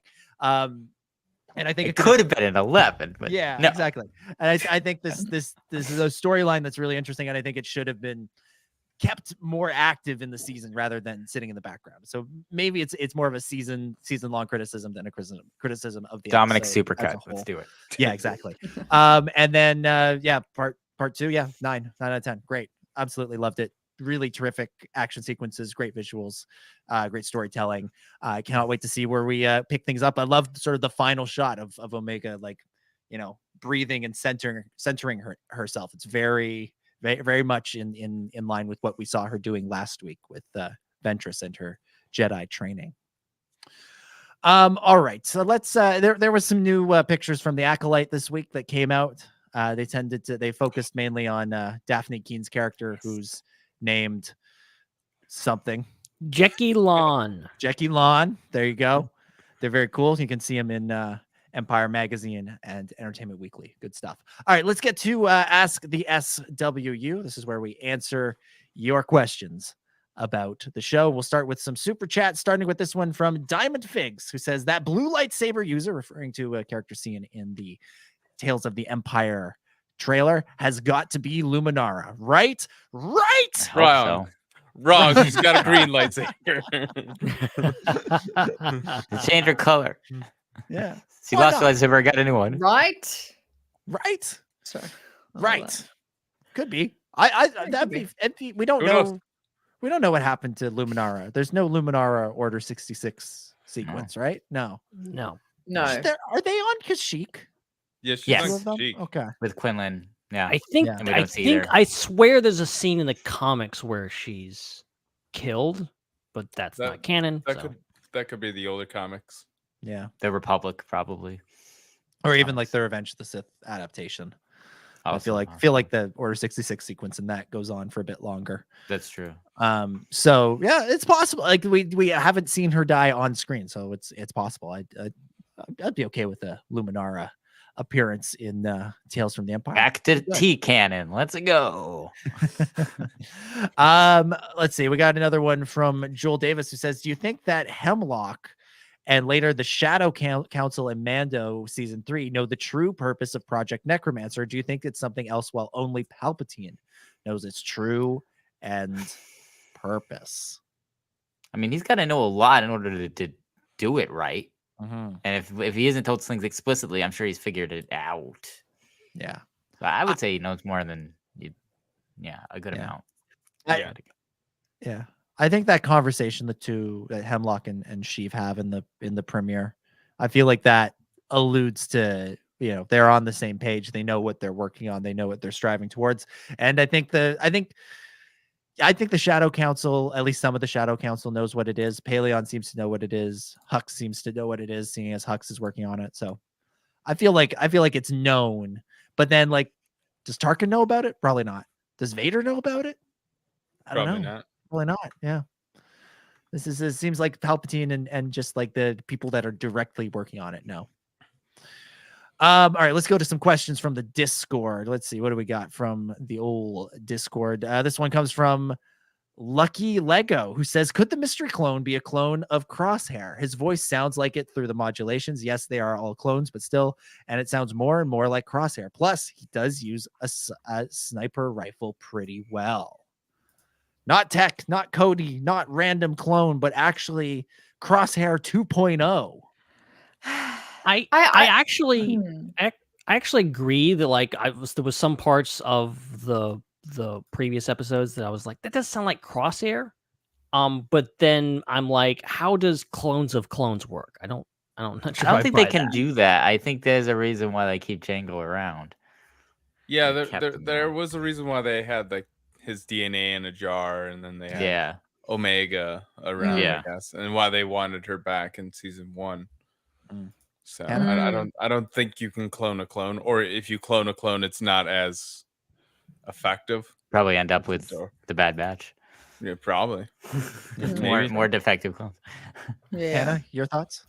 Yeah, it's too hard to like reason with, I think, quickly in terms of like what we're saying. Like, do they put it into an adult person and then it morphed into Crosshair? How did it grow to be an adult like very quickly, like within a year? Like, yeah, it's hard, but I've seen this theory around, so it's, if they can explain it right, could be. Yeah, it's not the worst idea. It's why not? Half Crosshair, half Zillo Beast. That's how. Or some kind of like amalgamation of all of the Bad Batch. Yeah, I don't know. If it is half Crosshair, half Zillo Beast, he has to be able to like shoot lasers out of his mouth. The armor is his skin. But he's really accurate. He's really armor. accurate with his mouth shooting. when he takes off the faceplate, he just opens his mouth and just shoots at it. God. Yeah, there we go. Perfect. Okay. We've solved that one. All right, there's another one solved. Dr. Q says, I'm trying to think of a dad joke related to tech, but I'm running into some technical difficulties. Boo. Get out of here. Kajira says, well, so much for Crosshair being able to hit a precise target from 10 clicks, which reminds me, what exactly is a click? As for Tales of the Empire, I wonder if we might get to see some shorts based on the Thrawn Alliance novel, since we can see him on the promo poster. Jet Dark throws in that clicks is military jargon for kilometers, which is true in our world, but doesn't have to be true in the Star Wars world. Click could be something else. Meters are a thing in Star Wars. I thought click might have been like a mile. Like, you know what I mean? Because it's like, two, like 3 clicks east. It's like Star Wars far away. Go with non-American types of measurements. Wait, is Australia also cursed with the imperial system? No, I'm just trying to speak. Okay. I was like, wait a minute. Like, mile, feet. What are you? Fahrenheit? No, yard. It is a click is a yard. What the hell are you guys on over there? Who knows? How does LBS equal pounds? Has always been my question. Don't ask questions. Latin word for pound. Latin. Here we go. Latin maestro up here. The Latin, the king of Latin. Over he'll pipe up. I wish I could get them for you, Chris. How do you get OZ out of ounces? I don't know that one. I mean, I've always why you talking like that? Why you New Yorker? Wow, you get it? OZ out of ounces. Hey, look, I'm walking here. I mean, it's the same way that. Yeah, I don't know. I always assume that was like Gen Z speak. It's like you're walking around dressed like Star Wars. You got that OZ from ounces, eh? Hannah, just keep going. Just keep going. Just let's make I'm that the rest of the show. I feel like I've been yelling this whole show. So yeah, clicks is ounces is pounds is New York. So that's what we've settled on. I'm going to start using rotations as an element of time and say, yesterday, 2 rotations ago. That's That'd be cool though. I love that. Yeah. Tales of Thrawn Alliance adaptation in Tales of the Empire? Sure. Why not? I mean, the Tales of the Empire is about Morgan Elsbeth and Barriss, so they're not in Thrawn Alliances, but I don't know. Change it up. Remix the story. Why not? Canon schmanon, as I always say. All right, let's see what else we got here. Gilster 10. Gil says, after seeing the Tales of the Empire trailer, I'm surprised we haven't seen a canon story that puts General Grievous in the spotlight outside of Lair of Grievous. We know Grievous was a Kaleesh warlord before becoming a separatist general and Jedi killer. I want to see his rise to power, including the shuttle crash and maybe a canon version of the Battle of Hypori, his introduction to us in the 2003 series. What would you guys want to see from a Grievous story? Yeah, Tales of the Separatists. Let's do that.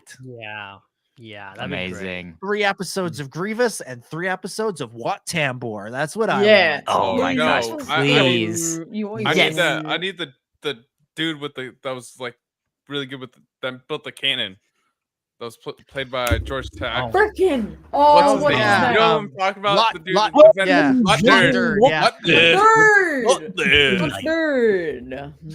I need to know about his. This rise was to power. my promotion move. Oh, he was a good So one. it's gonna be 3 very dark episodes of Grievous, and then 3 weird ass episodes. Lot. George Takei, the Neomoidian. Why not? Grievous Tales of the Something would be great. Yeah, and I think you nailed it. His backstory, like something about him as a warlord, how he becomes Grievous, and then redo the micro series episode. But he just starts on him bursting into flames. It just turns the music and is just like, you're probably wondering how I got here, and just goes back and tells his whole story. For some reason, Baba O'Reilly from The Who starts playing. And we just go back. I like that. Let's go with that. Okay, what else we got here? Another one from Lucky Lego. Lucky Lego says, okay, so new trailer did drop. I assume you have talked about most things already, but is Barriss known as one of the Inquisitors? Could she have been in Kenobi and we didn't even know it? So excited for Tales of the Empire. Cannot wait to watch it. I really hope we do find out that one of those characters that we thought might be her was actually her. Like, that would be really cool. I hope they're all actually her. And it's just, you thought the Clone Wars was about like the show we saw. That's what's in the vault. That's what's in the vault in the Bad Batch. It's all the Barriss clones. That's what we're gonna find out. Raeside. I am curious. The character arc that we're going to see with her, because I think like with Morgan Elsbeth, it's clearly like a descent into darkness.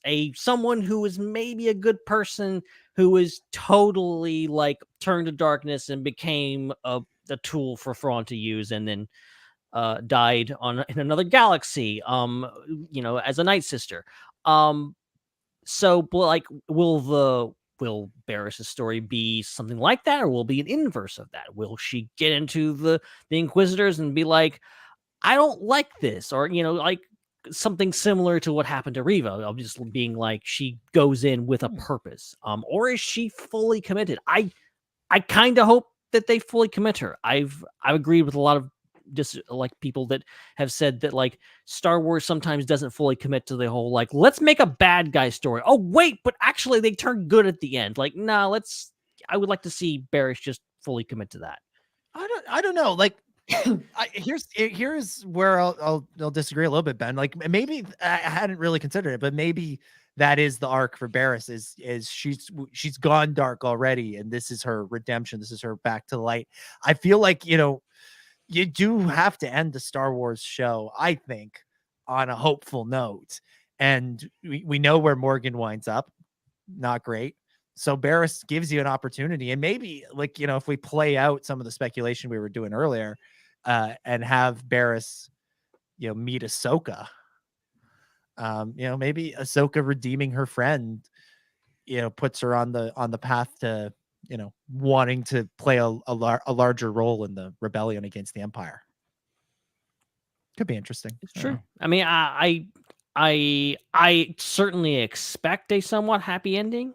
I'll be surprised if it's not. Mm-hmm. We got another one from Joel here. It says, I don't know how to pronounce this name. I've never known how to pronounce this name. Vitiate, I think. Vitiati. Does Vitiati, being the big bad Palpatine level bad guy of what I dub the Old Republic saga, take away from Palpatine? So, if I'm not mistaken, Vitiache is the like the main villain in the Old Republic games, and he's like the Sith Emperor. He's a dude with white beard and everything, kind of thing, but I think he ends up turning bad. I think, or maybe I'm mistaken. Sith Empire, he was like the Emperor of the Sith I thought he Empire. Became the Emperor. Maybe I don't know. I don't know that lore very well. Old Republic. If it wasn't in one of those trailers, I have no idea. So I think they were leading up to like a big reveal with that, because a lot of it is very shadowy, but yeah. And also, I didn't play the game, and I didn't read the books, and I didn't read the comics. I'm sorry. All I know is every time there's a new reveal about the Old Republic, with that story, I'm like, you're just you're just rolling through the same plot lines over and over again, and they're even worse about this character you thought was dead is actually alive, and they're coming back. We'll go with sure, Joel. Sure. Yes. I'd say I yes. I don't know what you mean by that question, but sure. I feel like the whole Old Republic, what we see in those trailers and the concept of the game, it's a cool idea and it's fun as a game, but having it exist within the Star Wars galaxy does kind of it does what Palpatine does accomplishes in the films should be the greatest triumph of the Sith of all time. It should be the most evil thing that's ever happened in the galaxy. And the fact that there's all of these iterations of the backstory where, people just did versions of that over and over again, does, I do think, take away from it. Again, it creates a good game, and as a individual idea of a alternate universe Star Wars game, I think is pretty sick. And what I've seen of the Old Republic, those trailers are great concepts. The little bit I played was fun, but man, I'm glad it's a separate thing. I think there's more there's a lot of lessons to be learned from that era of Legends content, that's current and future filmmakers such as James Mangold could learn from. And I think it's a lot of those lessons could be just don't do that. Don't do just the Skywalker saga, but it's a little bit different. No, it needs to be something completely different. It needs to be something there can't be just it's just another Sith Emperor. No, you can do something like that, but it still needs to be vastly different. It has to be something that doesn't feel like you're just rehashing. Mm-hmm. There we go. I think that is all the questions. Oh, there's one from Chad DeLorean who says, "Why is this week's the best guest host you had on all season?" I don't know who this Chad DeLorean guy is. Wow. He's claiming that. He's making a good point. I don't know who this guy is, but he's making a good point. I don't know. I don't know. It sounds like Chad. It sounds like you want to fight Josh and Eric and Omar and everyone that's been on this season. I don't know who this Chad DeLorean guy is, but he's making good points. So there we go. I love it. All right. I think that's where we'll leave things. Again, if you want to submit questions for Ask the SWU, join the Discord. That's the easiest way to do it between shows. And then during the show, you can drop in with a super chat during the show to contribute that way. All right. That's it. I don't have the music ready. Give me a second. Somebody stall. Anybody have any last points they want to make? Nothing but Star Wars. It's got Wookiees. If you Princess like Leia too. episode 10, Hey, I'm walking here. Is that enough? There it is. Be allowed We did on it. the internet, man. How are we? We'll be back in a week Unfortunately, if we survive, if we're not canceled. If we're not And but you can follow us on threads at the SWU for all the latest and greatest Star Wars news and memes throughout the week, and quotes and all the other amazing things. Dominic, thank you so much for hosting tonight. Did I host? I don't know. All I just heard was a bunch of sound there at the end, and I don't know if this was a show or anything else. Yeah. Great fun being on the show as always. Great fun breaking down these episodes, and so looking forward to Tales of the Empire. Although Tales of the Empire's arrival is a bittersweet one because it means that the Bad Batch will be ending. We're just 4 weeks away now from the end of the Bad Batch. Man, I'm gonna be sad to see it go, but I'm very excited to see how the story wraps up. Yeah, I got nothing to plug this week, so yay! See y'all next week. It's gonna be a great. It's 7 days time. Great show. Yep. At Dominic J25 is where you can follow Dominic on the social media. And yes, Dominic, the podcast is a bunch of sounds. Physics. Why am I so dark? I was meant to be like, oh no, you're turning into Merrick. You're turning into Merrick. You're evaporating. That was so turning weird. into a fart. Oh my god. I have no idea what the heck just happened right there. That was very strange. Ben, thank you so much for hosting as well. Oh, this was a pleasure as always. And Lucasfilm, you can tone it down a little bit. Okay, you don't have to. We're good. Tone it up. We're good with just one episode of Bad Batch. Too. Just one episode of Bad Batch. That's fine. You don't have to release a trailer or drop a bunch of pictures or do things like we haven't even scratched the surface. There's so many other things that would have been a top story tonight if it hadn't been for that. Like it's amazing when I'm setting up the stream for this show that I take the two biggest things that have to be in the title, I condense them down, I abbreviate everything that I possibly can, and it's still not small enough to fit in the damn title for YouTube to take it. That's when you know there's a lot on our plate tonight. So yeah, it was a fun time, and who the heck knows what's going to happen next week. You can follow Ben on social media at Ben Hart with no E. Thank you for putting that back there so I can remember correctly what it is. Yeah. At Ben Hart with no E. Hannah, thank you so much for hosting as well. Thank you so much. Always a pleasure to roast the hell out of Dominic Jones. It's my pleasure in life. It is my life goal to do that. So I'm having a great time. Around. But yeah, fantastic discussion and great to have you on again, Chad. Look at you. There you are. There you are. You're right there. You're right there, buddy. You're right. It was a good time. I'm poking you in the head. You can follow Hannah on social media at the Raeside, RAE side, which is also her YouTube channel name. And last but not least, Chad, the #1 Thrawn fan in the universe. Thank you for being on the show. I'm definitely not the #1, but thank you for having me on. It's always fun to chat with you guys and talk to you. So it's always fun to be here. I'm glad Hannah and Dom don't hate me. So they are here this time. I gotta say, so last time Chad was on the show, Hannah and I both somehow managed to miss that episode. And so we got vaguely threatening messages from Chad this week saying, if you're not on the show, I'm going to assume you hate me. It's a correct assumption, all right? Yeah, you've got evidence. You have evidence. We're so sorry. Man, it's a pattern. Oh my gosh, thank you, Chad. Is there anything that you want to plug or any social media that you want to? No, I'm good. Nah, Chad's just here. Chad doesn't exist. Yeah, Chad does not exist unless he's on the show. Awesome. Thank you. All right, and also, of course, make sure that you subscribe to the YouTube channel on your way out, or subscribe to the podcast app you're listening to us on, and leave a review. Thanks to everybody who super chatted tonight. Thanks to our channel members. Make sure you check out that Star Wars Underworld Network Discord, and make sure you check out all the other stuff on the Star Wars Underworld Network, the Raeside, Iron Cannon, Touchdown Beyond the Galaxy, Tractor Beam, and more.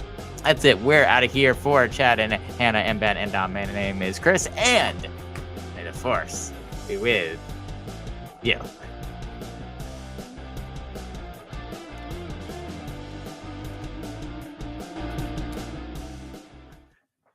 It's a wrap. Cut.